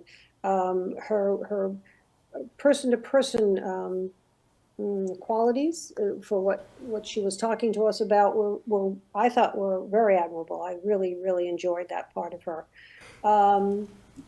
She gave me, it was like I said, I would watch her and just kind of, she had so much energy that I was probably a little bit taken aback by so much of that. I thought she was a great gal, and I think that she might be a better fit for in another town than our town. But yeah, that'd be my remark. Thanks, Lisa. I'd say my comments are similar to most of the rest of the board. I liked her energy. I, in some ways, liked her casualness, but at the same time, I didn't know if she was quite, at least in the interview, quite as professional as we are used to in Northborough. I appreciate that she's had 4 important jobs in a series of 8 years. One of those it's pretty easy to explain that she was the chief of staff for an elected mayor. The elected mayor turned over, and typically a new mayor will bring in a new chief of staff. So I can't possibly hold anything against her for that. But the other 3 positions, including the one she's in now, and obviously it appears that this feeling is mutual for her looking for another position. It concerns me. I think there are people in each of those communities that really liked her, but enough people in each of those communities that she didn't seem to have a great professional working relationship with. And it's hard to know how much of that is actually following the individual and how much of it is just bad luck. And sometimes it is bad luck. I don't want us to be to figure that out. I hope she finds a good position and can last for a very long time. Very clearly a very smart individual. Yeah.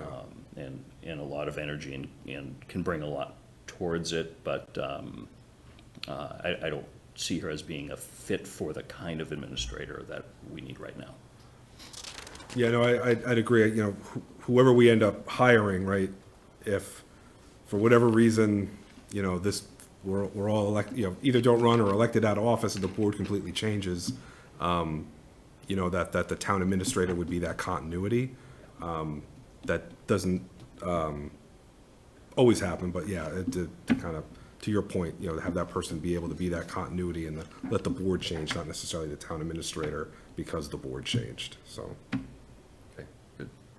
All right, any other comments or questions on Angie? If not, I'll open it up to the audience.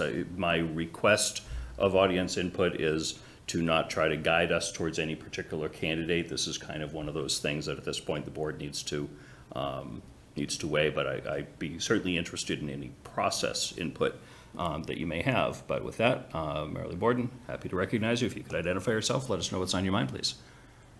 Hi, Marilee Borden, 63 Little Pond Road. I'm not sure if this is a process comment or not. I will try not to steer you, but one thing I think that should be considered when you're looking at experience is comparability of town in terms of size and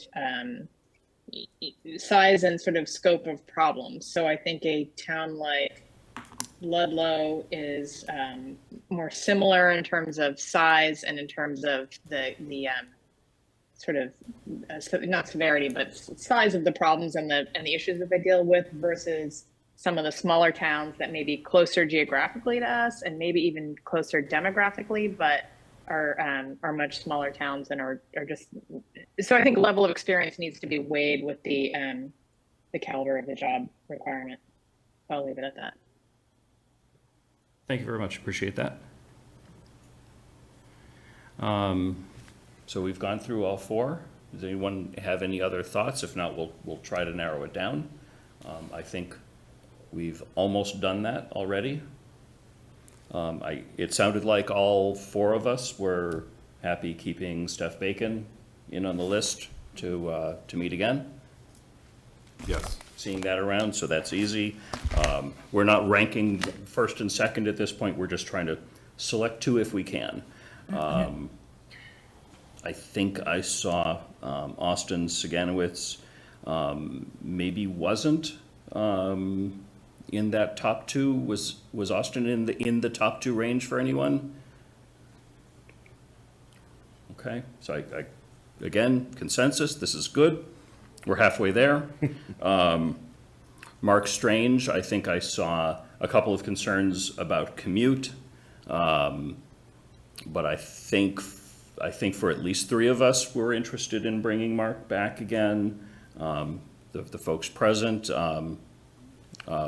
Laura, I think you had some concerns, and I know, Lisa, you had some concerns. Okay, but we have three in favor of bringing Mark back, and I certainly look forward to Mark, trying to address the commute issue and any other concerns that people have. I think three of us really like him a lot, and Angie Lopes Ellison, I think other than one member who wanted to, I think, include her in the final mix, I don't think anyone else did. Does anyone suggest that we bring Angie back? Sort of Angie versus Mark. I do, but I think I'm the one. Yeah. I appreciate your thoughts on that. I do. Yeah. Yeah. Okay. So I think I'm seeing general consensus of bringing Stephanie and Mark back in to meet staff, and then in a second we'll talk about the process of if we wanted to open it up again or do anything else. And I'd probably look for some input on Tim for that process. So does everyone agree that's the consensus at this point, to bring Mark and Stephanie back? And then we will talk right afterwards about, do we want to bring anybody else in? Do we want to open this up again or anything else? All right, so question one, do we want to bring Stephanie and Mark? Yeah. Okay. Yeah. That's the question. That's Should I answer it? Sure. Yeah. My vote is yes. Okay. We don't have to vote on this. We're not appointing anyone at this point. Okay. Laura. Is it possible for us, when the date is selected for when they'll come in, can we stagger and our visits to come in as well, or is that not advisable? My understanding is we should only meet as a board with candidates. Okay. Okay. That's always been Ahead of my a selection experience. process, that's Yeah. appropriate for it. Again, I assume that staff will give you all kind of immediate feedback. That's the goal of them meeting with them, so they can give you, can this person lead, yes or no?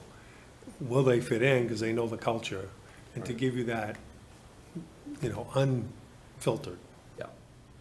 And by staff, do we mean mostly department heads and the town administrator's office staff mostly, or? I think generally I could open it up to everyone, but it's just gonna be tough to Well, coordinate. and I'm not saying, I'm just But mostly clarifying. department heads, mostly Okay. department heads. Just was the wanted goal. to, I assumed that, but then I didn't want Yeah. to, But of course, what happens when you assume? the newly appointed town accountant, she would be considered a department head per se, but she would certainly be in the mix. But, long-term people do you all look to and respect to size people up, I'm gonna get them in the run. Okay. Yeah, no, I'm certainly confident in your ability to bring the right people in the room. I Yeah. was just asking as a point of clarification, so. Okay. We have a comment? Yeah, Fran Bashford, 76 City Hill Road. Just a question, how will this honest feedback from staff get to the select board if they can't be there when it's being given? I mean, they're going to, like you said, the memo? We're going to call them.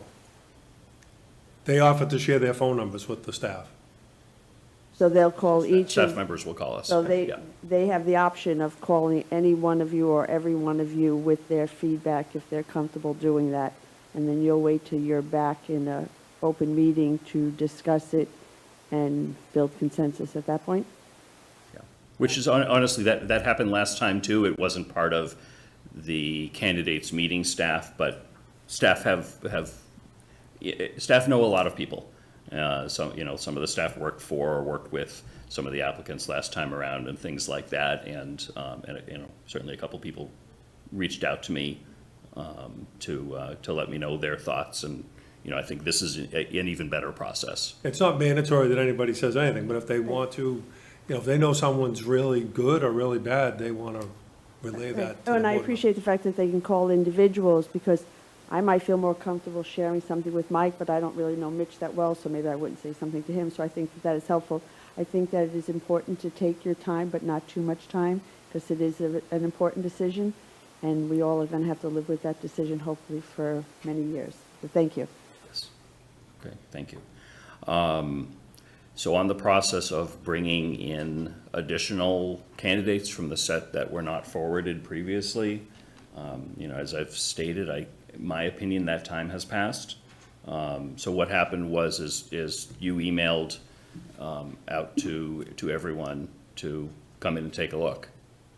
Yeah, I If forget. you I wanted. I don't told remember everybody they were exactly. available in the office to come look at. Yeah. It'd be awkward, just to answer Lisa's question, to call someone who wasn't selected for the first round to come in for a second. They may, if you decide to do that. I don't know who you would pick. Right. But it wouldn't be anybody I would recommend, which is an odd thing to say about someone you might pick. Yeah. Yeah. And I worry that the two candidates that we're narrowing in on might withdraw if the opinion from the board is, hey, we need to keep looking. I think if we don't feel that either of these are of sufficient quality to be our next town administrator, or after feedback from staff we feel that, then we need to think about a different process. And I suspect that would be,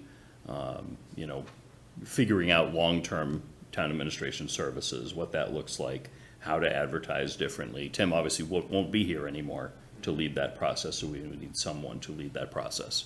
I think at that point we'd be looking at something different, and we'd really have to gauge what are the chances of bringing in someone of a different tier. I'm pretty happy with the two that are coming forward, but that's that. Susan? Susan Sartori from 465 Green Street. I found last year's budget process to be a very, very quick and hard one, because we didn't have people in place until December and February to get that job done. I think that you seem happy with two of the candidates. See what the staff has to say, and you can come away maybe feeling really confident about one, because we really have to roll up our sleeves and get the budget season started. I mean, typically you start building a budget now. We really should be talking to the department heads about what are their needs for this year, not whether or not they like the town administrator. So I think the project, you just need to move the process on if you're comfortable with one or two of those. Okay? Appreciate that. Thank you, Susan. Okay, Lisa? I think one of the things that's important for us to do, because we've had a lot of interims and we now have a situation we weren't expecting. But the townspeople are looking for stability, and they're looking for us to make a good decision. And we're constantly making decisions because of this or because of that or quickly, and let's hurry it up and let's get moving. And you can't make good decisions quickly. It doesn't work like that. And I think that we have to look at the disruption. It's going to be a new person coming in. It's going to be another 6 months to be able to catch up to speed. There's a lot involved, and I think that we have to be mindful, and I think that we should look at a lot of the aspects that we think is good, and get a candidate that does have as many of those aspects as possible. Thank you. Julianne? Yeah, I have to say that, there was one person that I was kind of curious about, and, to your point, if we brought in another person, would the other two be concerned and pull out? I just think we owe it to the town and to the people in town to, to make a very deliberate decision here. And, just because it didn't fit into this timeline that, quite honestly, I didn't know that we had a timeline for, reading the other applications. So, that's just my feeling. There was one, and I don't know how you would handle it. Yeah, I mean, I would suggest if you haven't already, if there's one of the candidates, again, we can't mention names or anything about them publicly.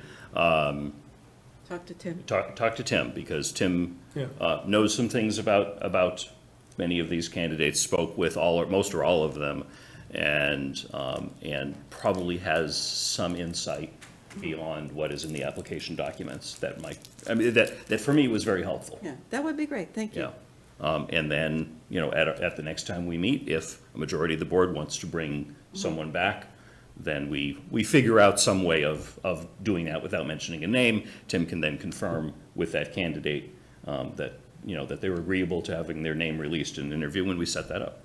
Okay, great. Okay. That good with process? So process is at this point, Tim will schedule time with those two candidates, Steph and Mark, in the near future. My suggestion is, before we move on with this item, we choose a next meeting date. That meeting date could be to appoint, or it could be to take any other action.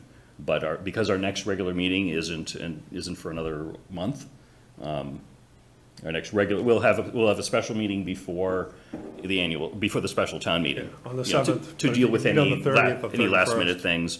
But I'd suggest, if they're 31st. available, maybe next Monday night. First. If the candidates can come, would that be the second Oh, round? I wasn't thinking about another series of interviews, but if we wanted to, we could. We can. If they're available. I know one of the candidates that is not coming forward wouldn't be available. But I don't know about the other two. I don't know. Yeah. I only asked them to hold the weeks, the 16th and the 23rd. Yeah.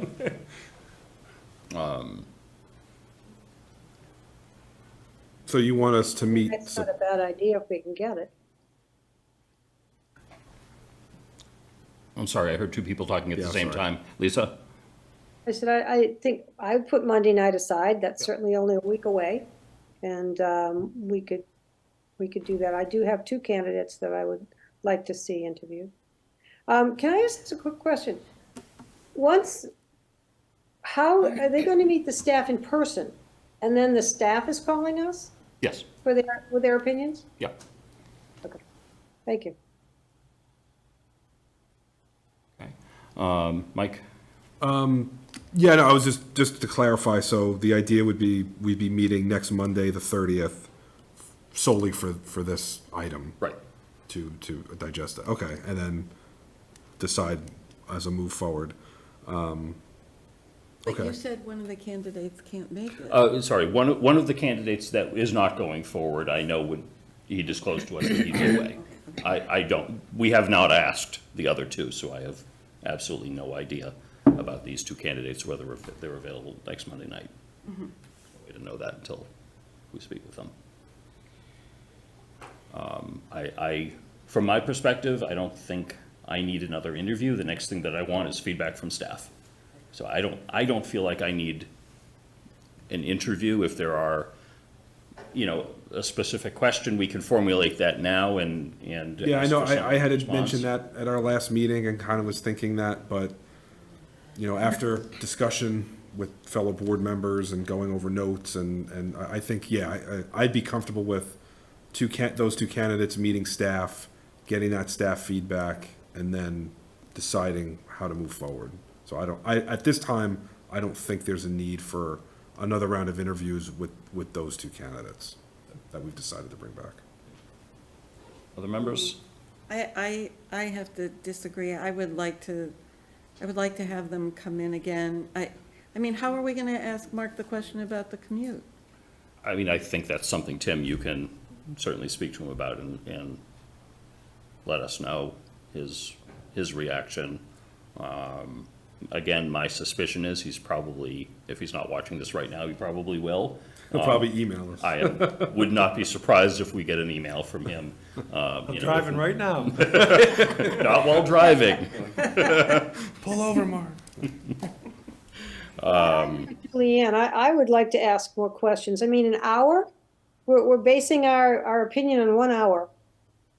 I mean, we could have had longer interviews the first round. I don't, honestly, I am not sure what questions, other than I mean, we each asked, I think, 3 questions. It's about 15 questions that we went around the room with all of them. Yeah, I counted. They were all within maybe 1 or 2, depending on how I counted them, Yeah. so yeah. I don't know if we would be that productive with that process. I think if there were big clarifying concerns that we wanted to work through, we could do that. I mean, the only thing that has come up is one person's commute. I don't think that's worth bringing somebody in for. If a majority of the board wants to do that, we can do that. I don't know about their availability, but we can ask. Well, I hate to have them come in. And we have this hybrid system available. They can be available for questions.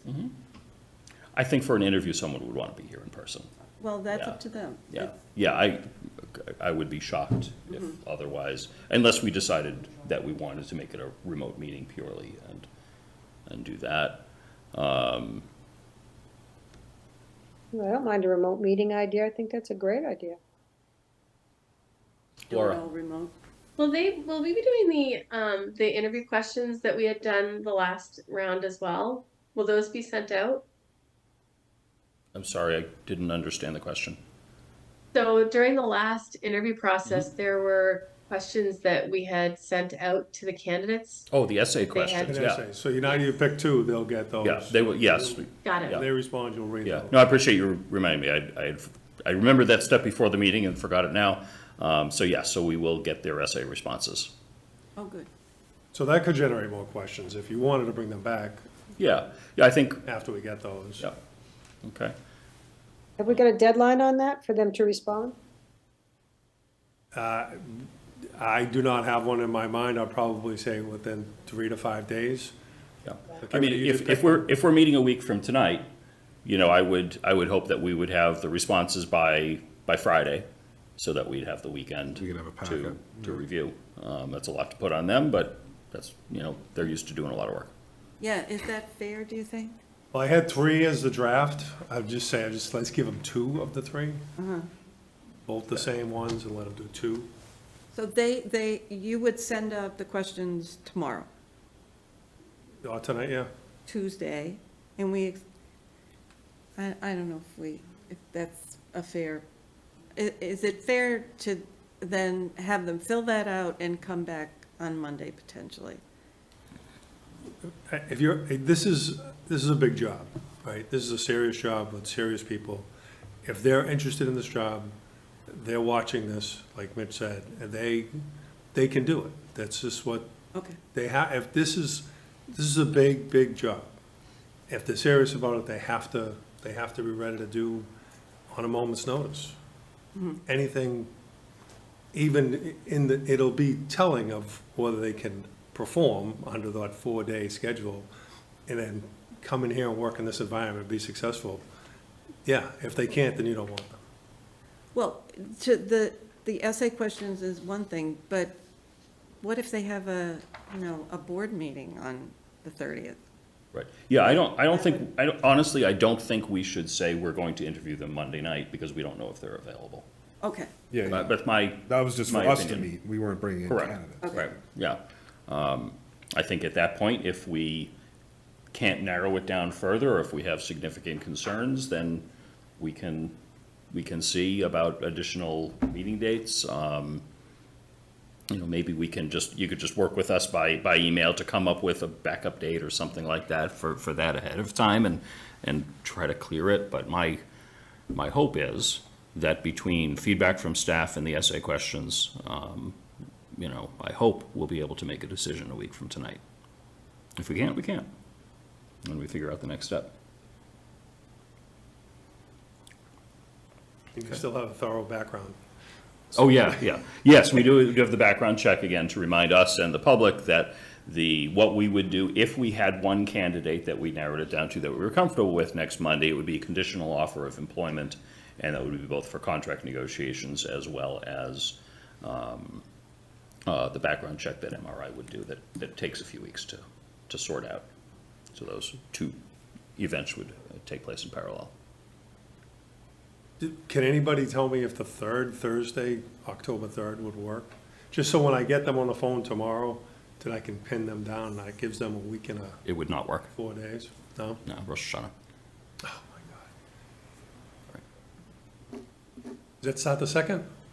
Starts the evening of the 2nd, yeah. Yeah, all right. And that would have been for what, Tim? For a possible date to come back in? For a second interview with you all, if you so chose. So I'm just trying to get them, Yeah, I got you. pin them down.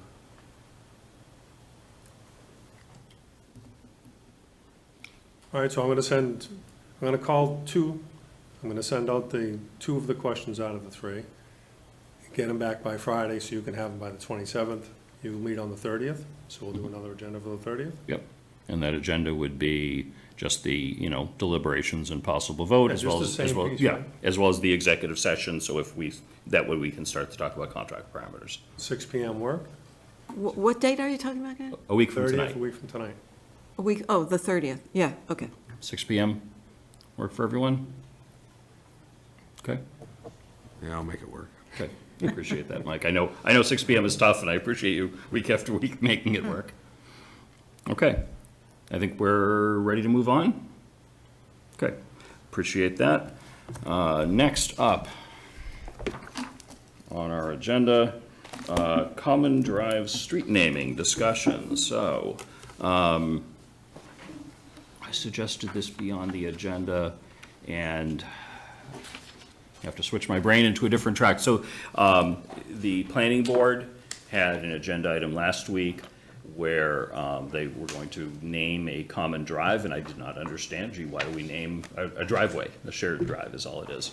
And as it turns out, that public safety departments are asking their towns, and this is not just Northborough, but everywhere, go ahead and put names on those because then they show up in the GPS better, essentially. And so we have a pretty thorough policy for naming public roads. And the name has to, the idea is the name should be on a predetermined list of historic names of Northborough. I got that list from the Historic District Commission. Looks like it hasn't been updated. It's historic itself.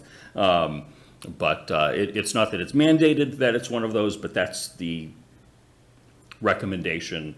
There's a process. It goes to the name goes to the Historic District Commission, a couple of other committees, and eventually the Select Board approves that.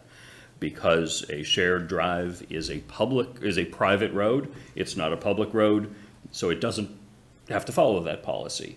As it turned out, that the name that was proposed for the shared drive that the planning board reviewed last week was a name that I had never heard of before, the planning board members hadn't heard of before, but the neighbors certainly had. That, Laura, you know more about this than I do, but apparently there was an issue some number of years ago about a dog named Phineas at that property, and that dog caused substantive nuisance to its neighbors. The dog was actually discussed 2 different times by the Board of Selectmen at the time, including discussion as to whether to euthanize that dog by order of the Board of Selectmen, which, believe it or not, is an authority we have. The option was not taken to do that. Fences were put up and mandated, had to be regulated and inspected on an annual basis and things. I found a newspaper article and all sorts of other things like that.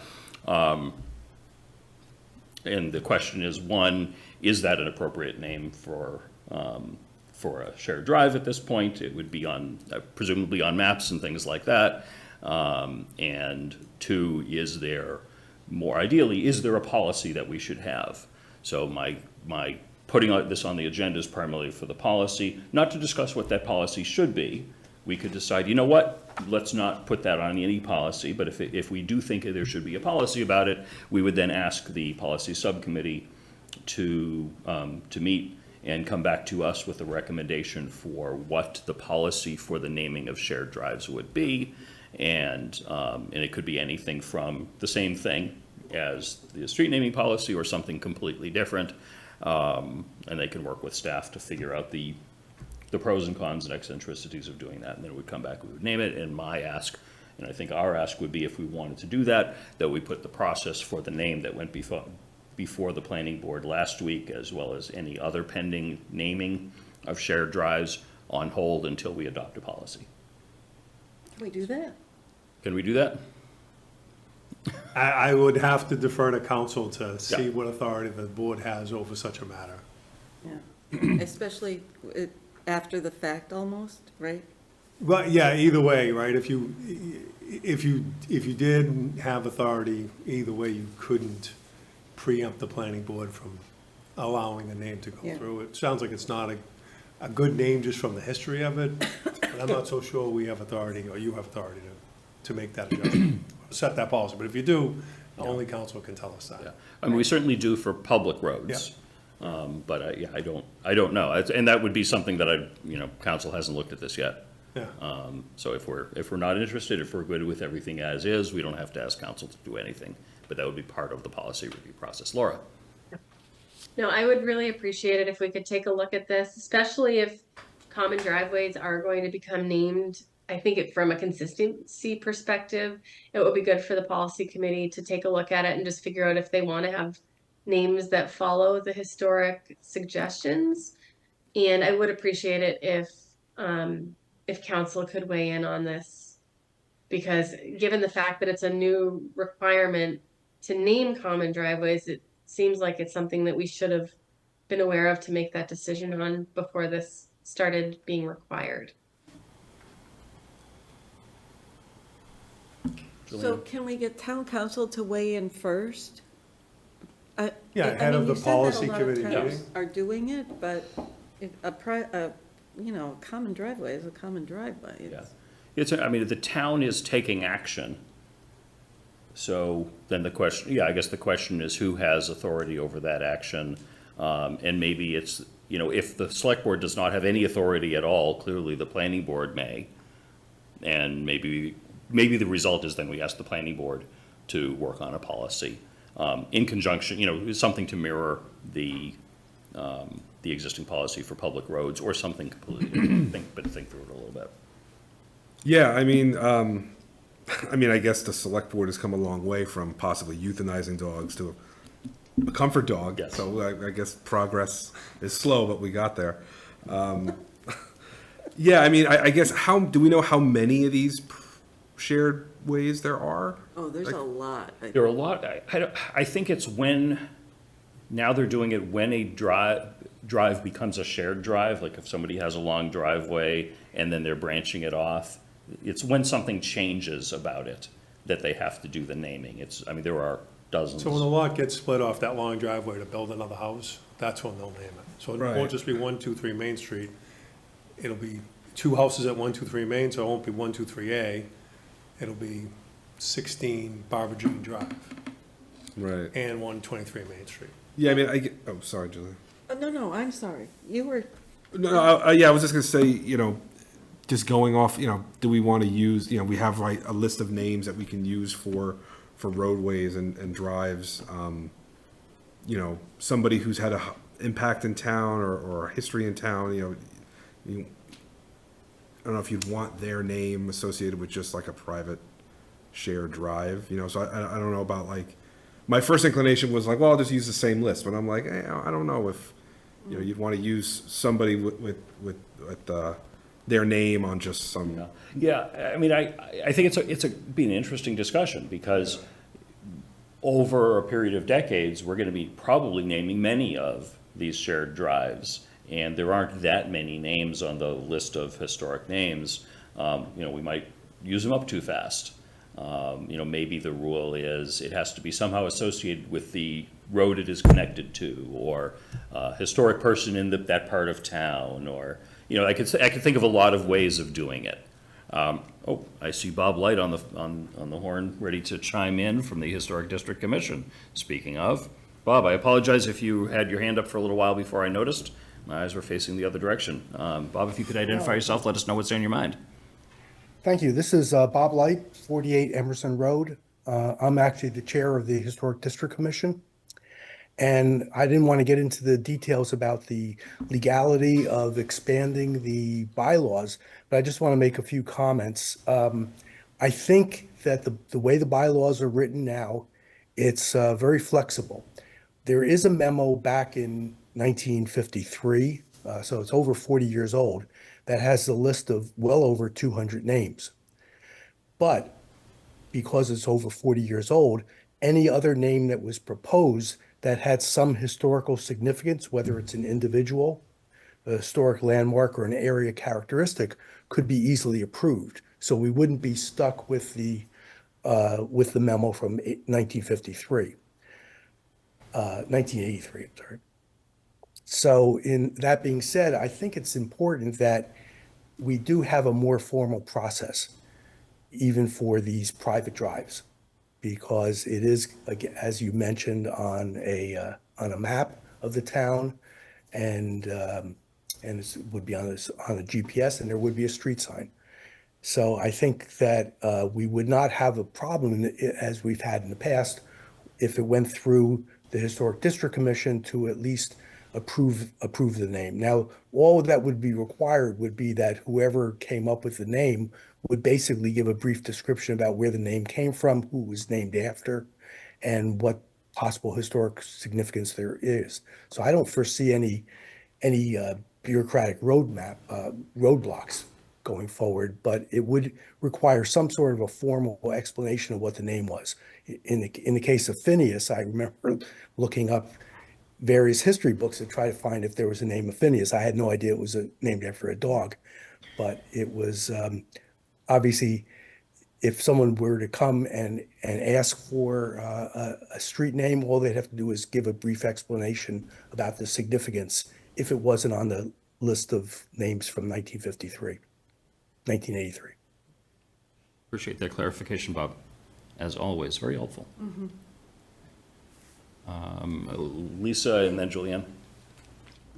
So it's normally up to the planning board to name these side streets? The shared drives go by default to the planning board. I don't know the legal reason why, but that's the way it happens, so I assume that's the right thing to do right now, in absence of other bylaw or policy.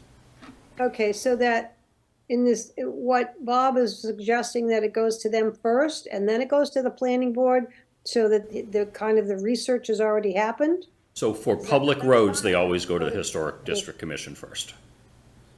I'm sorry. For public road naming, that goes to the Historic District Commission before it goes to any other board. And the end of it is the select board by bylaw and or policy about how that works. So shared drives right now take a different path, which is they go to the planning board.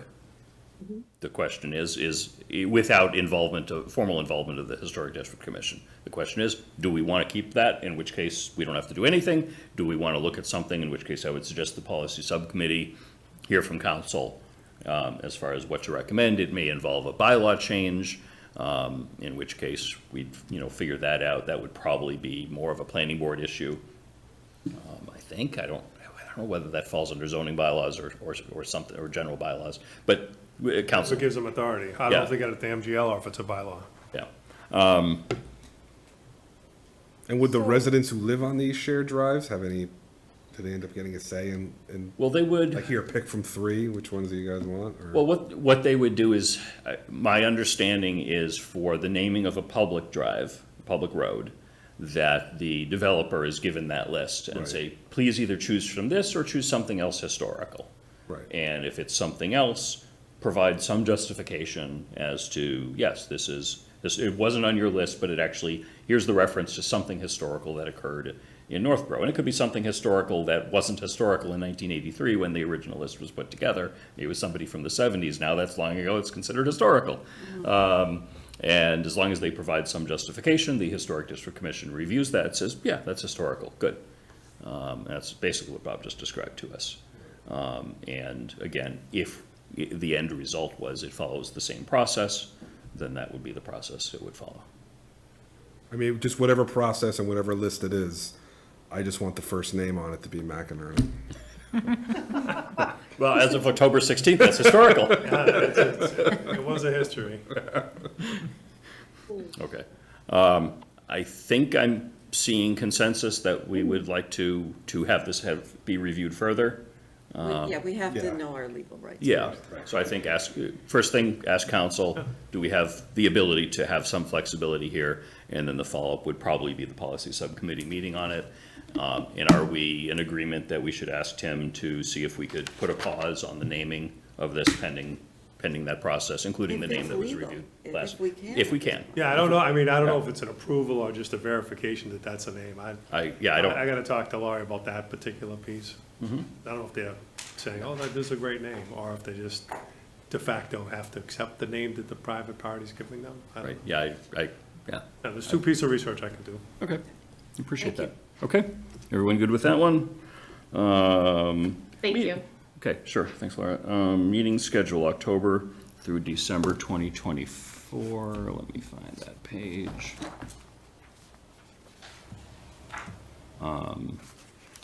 So let's see, September 23rd is right now, so we don't have to decide that one.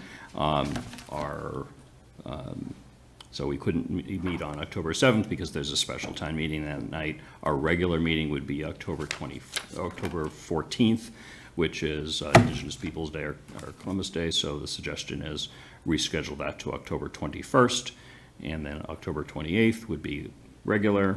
So I'm sorry, I'm reading way too much. So our meetings would be October 21st, October 28th, November 4th, November 18th, December 9th, December 23rd, plus a brief meeting before the special town meeting the night of October 7th.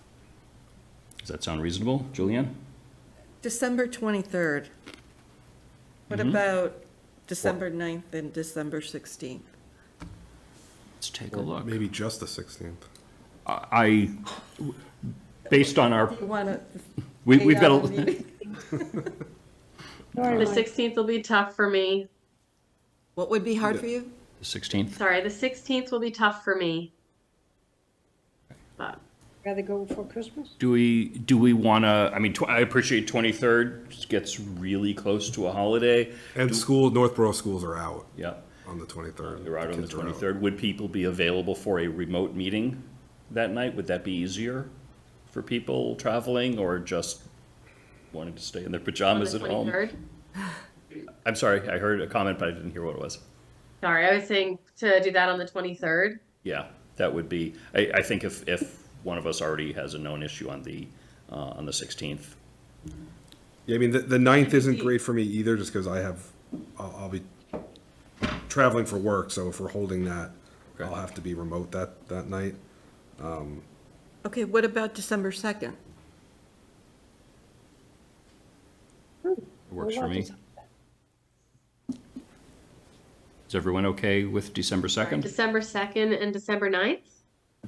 Let's do one at a time. December 2nd? Sorry, I'm double checking 1 second. Okay. Oh. Thank you. You want a heavy It's battery. good for me. Okay, is everyone good on December 2nd? Okay? Yes. We'll wait for Laura to return from her research. Actually, I know I'm not supposed to text, but. It's fine. Doing it. The CEO of the house.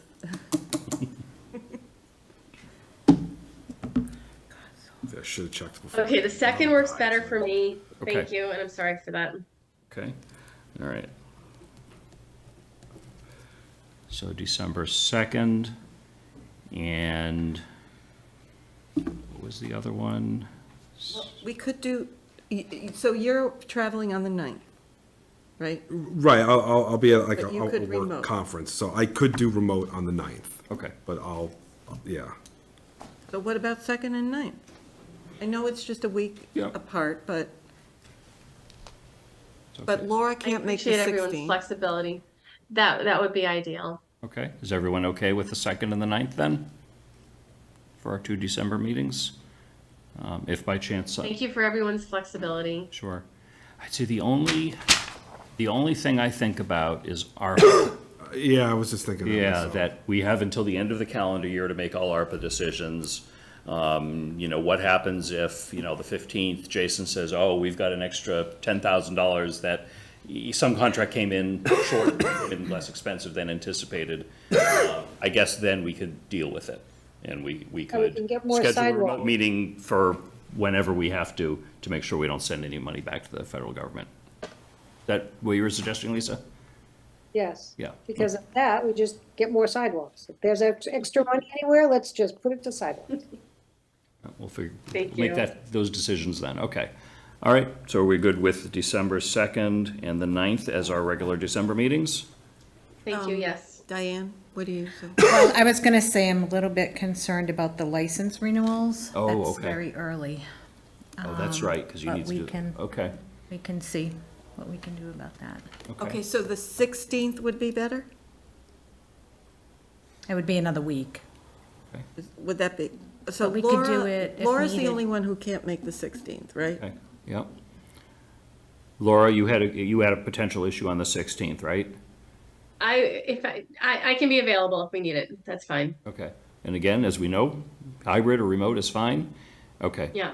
All right, sounds like for the office's benefit, maybe the 2nd and the 16th. I think that would be better. Thank you, Laura.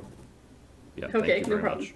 All right, Would you want to be crazy and have all 3 dates?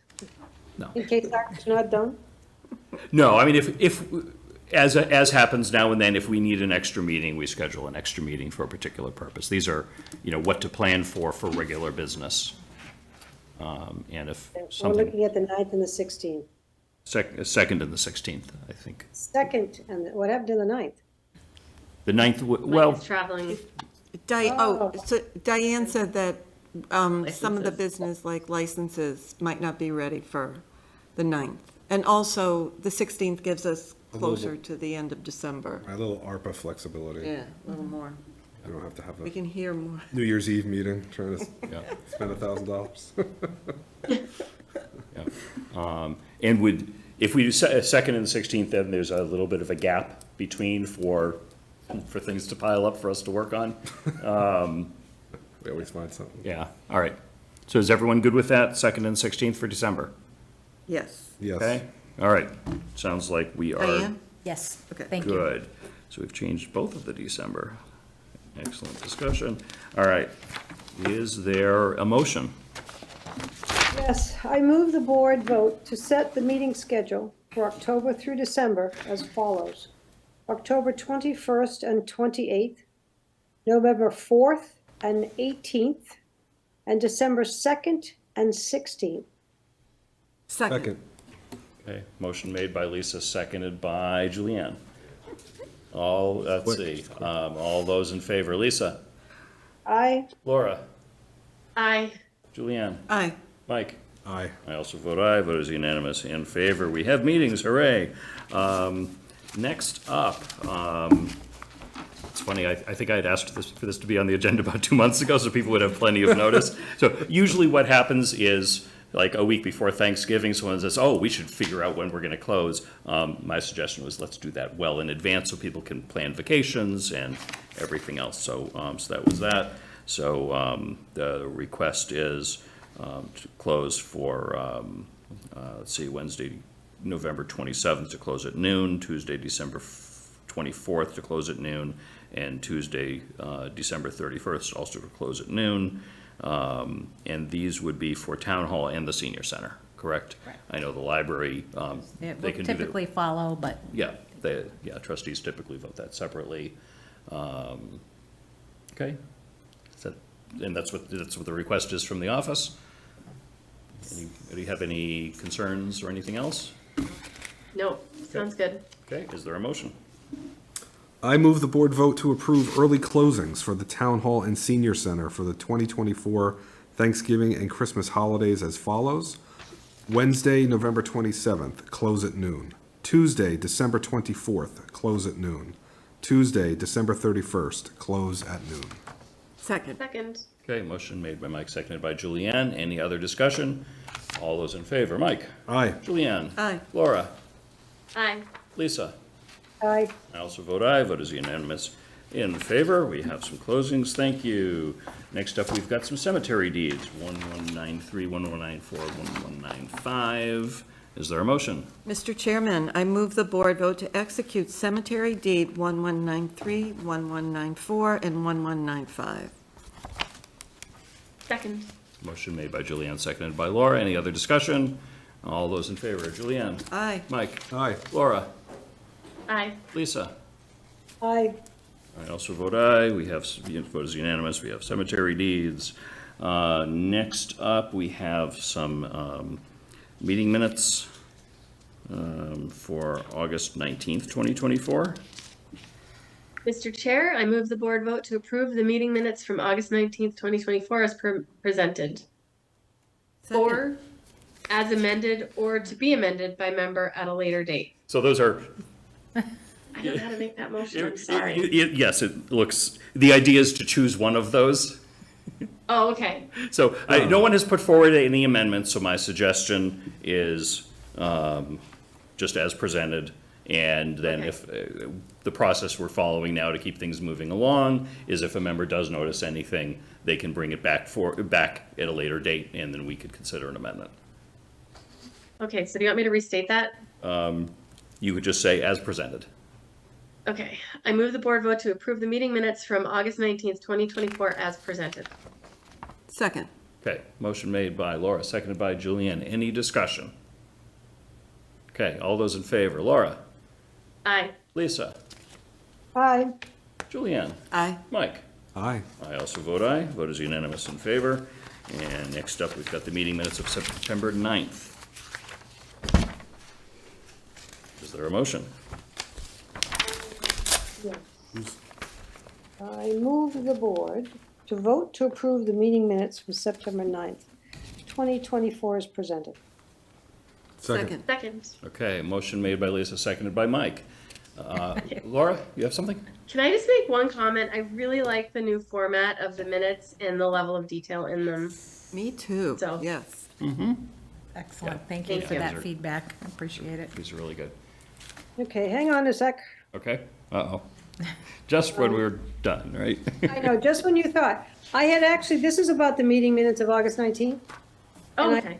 I had asked, I noticed something and I'd asked to be fixed just kind of on the fly the last time we had a meeting.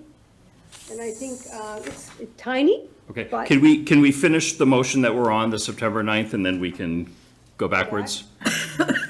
Okay, so September 9th, we have a motion and a second. All those in any other discussion? All those in favor, Lisa? Aye. Laura? Aye. Oh. Mike? Oh, okay, hold on.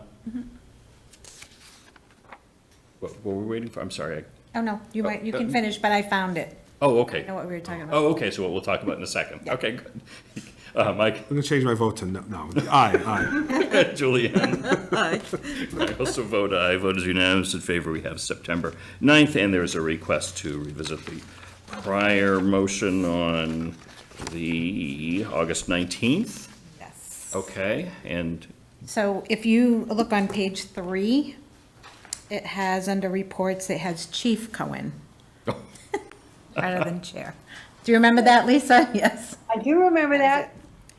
That was I the I didn't. did not notice the until I- promotion, oh, I so. better check. Okay. I know it's a lovely title. Yeah, so is that the issue you wanted to get corrected? All right. Article in the. Are we comfortable calling that just a friendly amendment, and that'll get sorted out? Okay. That's non-substantial as far as the intent goes, so I think that's easy to do. All right.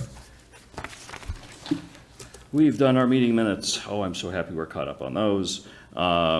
Next up, reports. We've got a couple of specific reports to give, and then we'll go around the room. A couple of things that made it into the agenda. Laura, do you want to tell us about the Northborough High School Alumni Association proclamation? Thank you. Next Saturday, I will be attending the 151st Northborough High School Alumni Reunion, and we have a proclamation that I'm hoping the board can sign so that I can take it to the reunion and read it at the event. Do I need to read it in its entirety now? You can if you wish. It's up to you guys if you want me to or not. We have it, right? Yeah, we have it.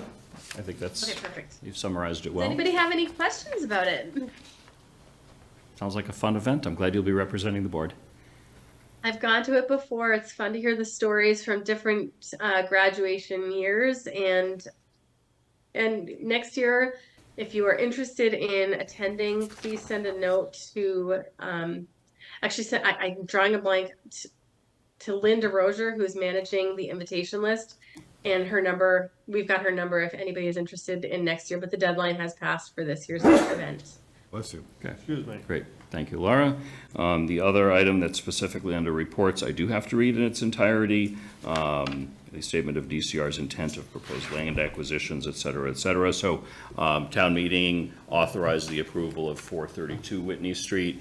Town now owns that land. Part of that deal is DCR was going to give us, I think it was $400,000? 200,000? I wish it was 4. I wish it was 4. Maybe if your motion includes that, they'll have to give it.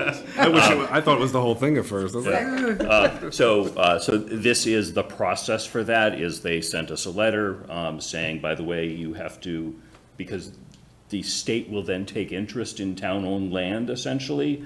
And so there's a requirement that somebody read this statement, which I will now read.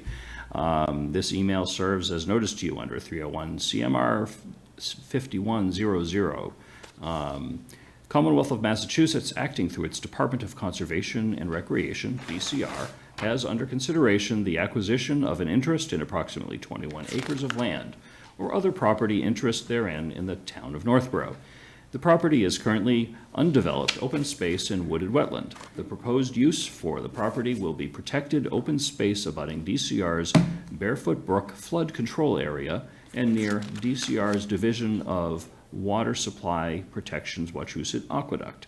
Attached is a locus map marked Exhibit A, which shows the property in which DCR is interested.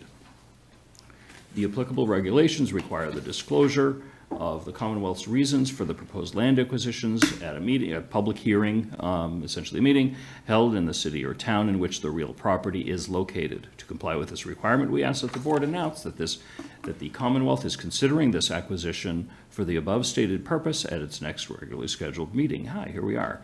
The board does not need to take any formal action on its part. Please document the announcement in the board's meeting minutes and reply to this email by copying, et cetera, and this brief statement. DCR P's number P001088, Town of Northborough. I, Clerk of the Select Board of Town of Northborough, Massachusetts, I think that's still Laura, do hereby certify that on date it was announced at a public meeting, the Select Board, that the Department of Conservation and Recreation may acquire an interest in a parcel of land located in the town of Northborough as shown in the attached locus map marked Exhibit A for conservation and/or recreation purposes. I don't think there's anything else that I need to read on this, but we all knew this was coming. Town meeting was very aware of this. Again, this is 432 Whitney Street. Okay, have I concluded the? That's all you needed to do from there we there, go. you know. You read- Wonderful, read thank the you. whole thing. All right, and now our regular reports. Laura, do you have any reports tonight? I do. So this weekend I attended the Apple Fest Parade, the 5K, and the Pancake Breakfast. I appreciate all the volunteers and what they did to help this event. I am hoping that we can meet with the committee at some point in the future. There was some confusion around the fireworks on Saturday night, and it would be nice to get some clarification around how we can better communicate event changes in the future. I spoke with Allie Lane from Northborough Recreation, and she let me know that summer camp was a huge success. They will be doing their their registration coming up in February, but they added weeks to this year and the camp's still filled up. So we really appreciate everybody's participation there. And it was a really enjoyable summer. I attended, and I can't remember if I said this already, but I did the Senior Center Summer Friday on September 6th, which was a nice opportunity to meet with folks from the community. The Northborough Junior Women's Club will be hosting a suffrage event, a history of women's suffrage, on October 8th at 4 p.m. And if you would like to register, the seats are limited. You should contact the Senior Center to register. And then I'll be attending the Northborough High School reunion on Saturday, September 28th. And that concludes my reports. Thank you, Laura. Lisa, any reports tonight? Yes, I have, I'm with the Traffic Safety Committee. I didn't attend last meeting, but I did watch it, and I've attended most of the others. We were waiting to get some letters back that were requests for a townwide speed limit change to 25 miles an hour, stop signs, some other items that have not come forward. I was also wondering, since it's the subcommittee, that we would have at this point an overview of what's transpired for the year, what's come forward. We talked about the truck exclusions on Summer Street and Rice Street that did qualify, that was not really brought forward to us because the subcommittee didn't feel that they were comfortable with doing that. I'm sorry, just to clarify, by the subcommittee, you mean the Traffic Safety Committee? Yeah. Okay. So I think we had all, and correct me if I'm wrong, but I think we were going to listen, have them make reports to us and make decisions on, confirming what they said or discussing what they said if we felt differently. And we're getting close to the end of the year, and I think it would be a good idea to have that. So I'd like to be able to get those reports. I did put it in my reports a few meetings ago. I tried to find the paperwork to actually get you the date. I wasn't able to put my hands on it 2 minutes ago. But I think it's important. I think that the residents were really hoping to have the forum to bring forward their questions, their needs, and their desires. And I think we owe it to the residents to do that and follow up on that. So I would hope that we would be able to get that information sooner than later. And then I guess the next thing I'll bring up is, under new business.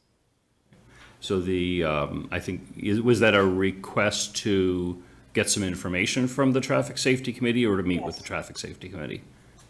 No, well, both. I mean, have the year, the year of discussion, what's come up, what they've made decisions on, what, we confirm or further discuss. I think it's about time that we did that. Okay. So maybe first step is ask them for a report of their actions since they were formed, and then we'll get that, and then we'll set a meeting date at that point. Yeah, could we put a little bit of a timeline on that? Let's see, our next meeting, we just set. October 21st, maybe we ask for the report by the 21st? Okay. Does that sound reasonable to you, Lisa? Good? I think so. Okay. Okay, is that end of your report? It does. Okay, great. Julianne, any reports tonight? Just a big thank you to the people who made Apple Fest possible. I think it was a huge success, even through the rain. So thank you very much. Okay, very good. Mike? Yeah, I'll echo Julianne's, thank you to everybody who made Apple Fest a success. Unfortunately, I wasn't able to attend because I was away on a family obligation, but did the best with the rain and the weather and moving things around and trying to think on your feet and whatnot, and did the best they could. So thank you, and I don't have any additional reports. Great, thank you. Got a couple of things, bear with me. Every September now, I have a recurring item to recognize that the month of September is Childhood Cancer Awareness Month in Northborough. We began that a couple of years ago. I also attended with Laura the event at the Senior Center the morning of Friday, September 6th. It was a lot of fun. We had a big audience, a lot of really interesting and surprising questions. both, one-on-one in the large group. So thank you very much to the Senior Center and Kendra for organizing that. I attended on September 7th the grand opening and ribbon cutting of a business called Sassy, Crassy, and Creative at 10 Church Street, where Old Glory used to be, that little building. It's a neat little gift shop, and that was a lot of fun, and we had one of our state reps and our state senator there as well. Let's see, the tennis and basketball courts at Melican are open and beautiful, the ones that we funded with ARPA. Laura and I attended the first Algonquin football game back a couple of weeks ago, and that was really nice to be on the field and watch the ribbon cutting, sort of a ribbon cutting in the middle of the football field of that. But that was fun, and happy that Tomahawks won. Tomahawks. What are they now? Get yourself canceled. Yeah. Titans. Titans. Thank you, Laura. The Titans. I can't believe I'm embarrassed by that. The Titans won that game. Applefest was awesome. I won't go into the details because everyone already has. And then a question, before the annual town meeting, we agreed to use the Code Red system to talk about the town meeting. Do we want to do that before the special town meeting on the 7th? Yeah, if we can, yes. Yeah, we can. Yes, That's already. please. Yep, okay. So I'll coordinate that with the fire chief. He's already sent me an email to deal with that. That ends my report. Next up, we have a future agenda items. Does anyone have anything that they want to put onto a future agenda that hasn't been discussed? Lisa? We talked about it last meeting, but I don't know that it's on the agenda yet. They'll have Applefest committee come before us and give us a brief overview of their past few years and this year and all that we talked about. Yeah, I think we tentatively agreed on the 21st of September for that, 21st of October for that. I don't know if anyone has reached out to them yet. Obviously, they've been very, very busy through this past weekend.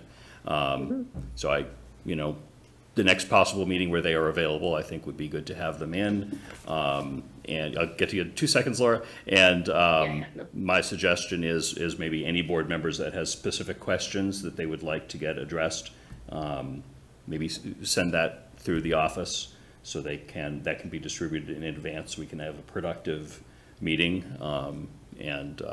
Some of those questions may be best answered by town staff also, as opposed to the Applefest committee.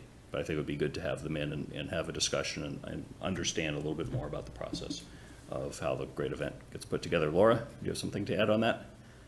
That actually complemented the question I wanted to ask, but I would love feedback from police, fire, and DPW about how it went, if there were any staff impacts because of it, if there's anything else we should be aware of on the town level.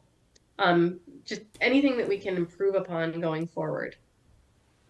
I would include in that the school department also, where the fireworks, Yes, when they take place, absolutely.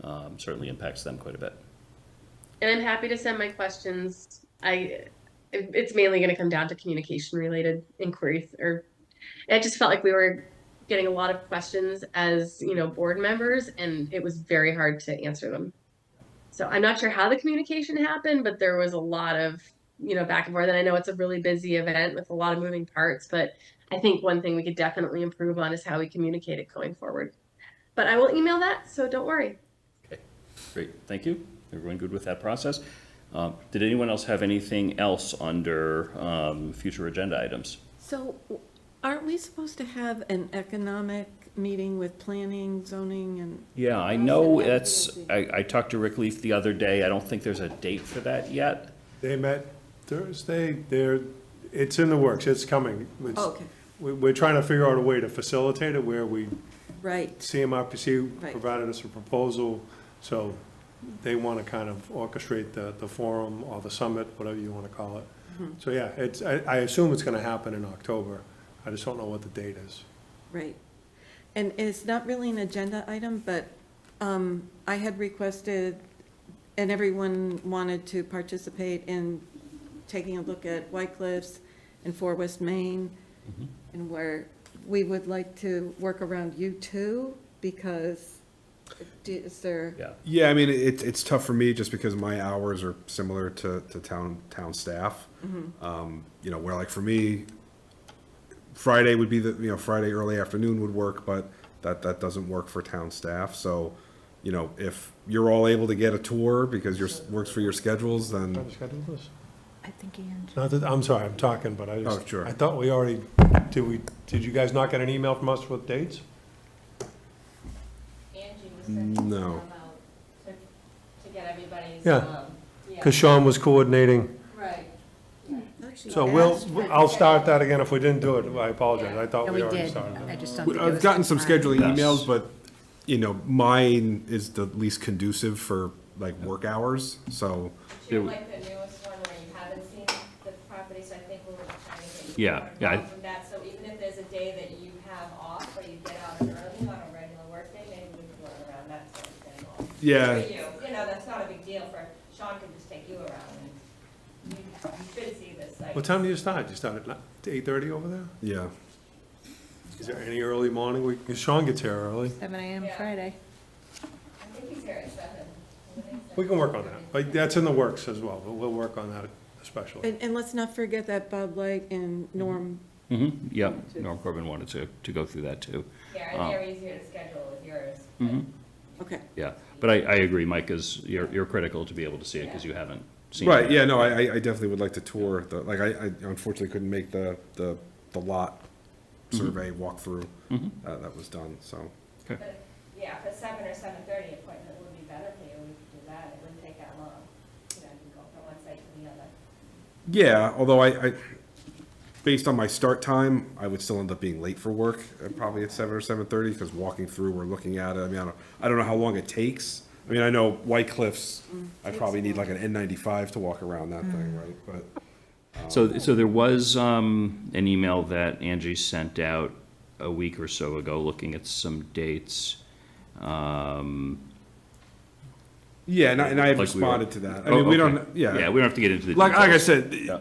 But let's do it. if a certain weekday at a certain time works for everybody and not me, then please go tour it if needed, and then I'll Yeah, figure it the out. Friday afternoon included as late as 3 PM. I don't know if that Oh, I didn't see that. just gives you some flexibility. Sean said he couldn't do. Oh, okay. Yeah, All right, so that that's- was the email I All right, got. so I appreciate you bringing it up because it looks like that organization started and then fizzled. Let's start it again. But like I said, if you know of a date that you have a doctor's appointment and you have to leave work early and we're here, we can try to. Okay. Put that up. Well, hopefully my employer's not watching this then. When would you like to schedule your doctor appointment, Mike? Isn't your like- doctor look located like in White- full West Main? Now that I think of it, I can Okay. probably get you a note. All right. Did anyone else have any future agenda items to discuss? Lisa? No, I'm gonna go to the next one. I'm sorry. I'm gonna go to any other business. I'm done with the. Okay, all right. If we're good with future agenda, any other business to come before the board? There you go. Lisa? Yes, and I think this is the right time to bring that up. I may be wrong. So we got a letter back, I'm sure everybody knows, from the DOT saying that they were in favor now of putting in the blinking lights at Maple Street and Main.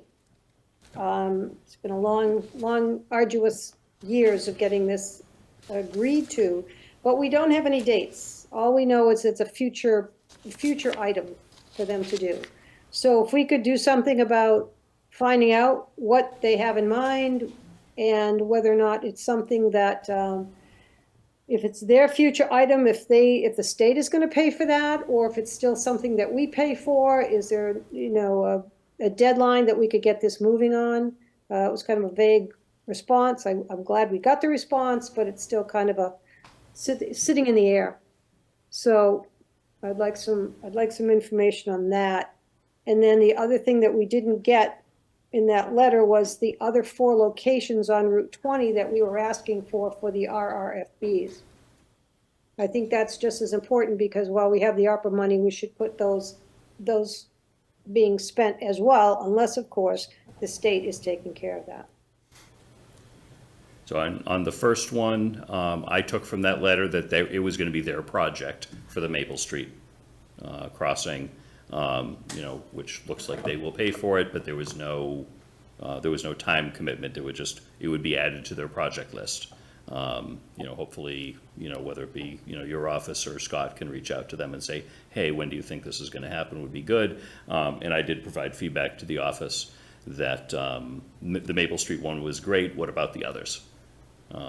So We reached back, if I may, we reached back out to Barry Lorian and connected him with Scott for that particular one, and they know that we want to still meet on site to talk about the other 4 locations. Our A position is to get the state to pay for them, it's a state road. But B would be ARPA for the other ones, but I got to get them to set the meeting with us, so I'm still working on it. Okay, perfect. Thank Okay, you. Thanks. Thanks for bringing that up, Lisa. Any other business to come before the board? Hearing none, does anyone have any public comment? Whether it be in person, which appears to be unlikely, or remote, does anyone have any comment before we close out the meeting? Going once, going twice, public comment is closed. We have no need for the executive session this evening, and thus I will entertain a motion to adjourn. So moved. Second. Second. Motion made by Julianne, seconded by Mike to adjourn. All those in favor? Julianne? Aye. Mike? Aye. Lisa? Aye. Laura? Aye. I also vote aye. That vote is unanimous. We are adjourned 10:17 PM. Thank you very much, everybody. Have a great night. Good night. Thank you. Bye-bye. Good night.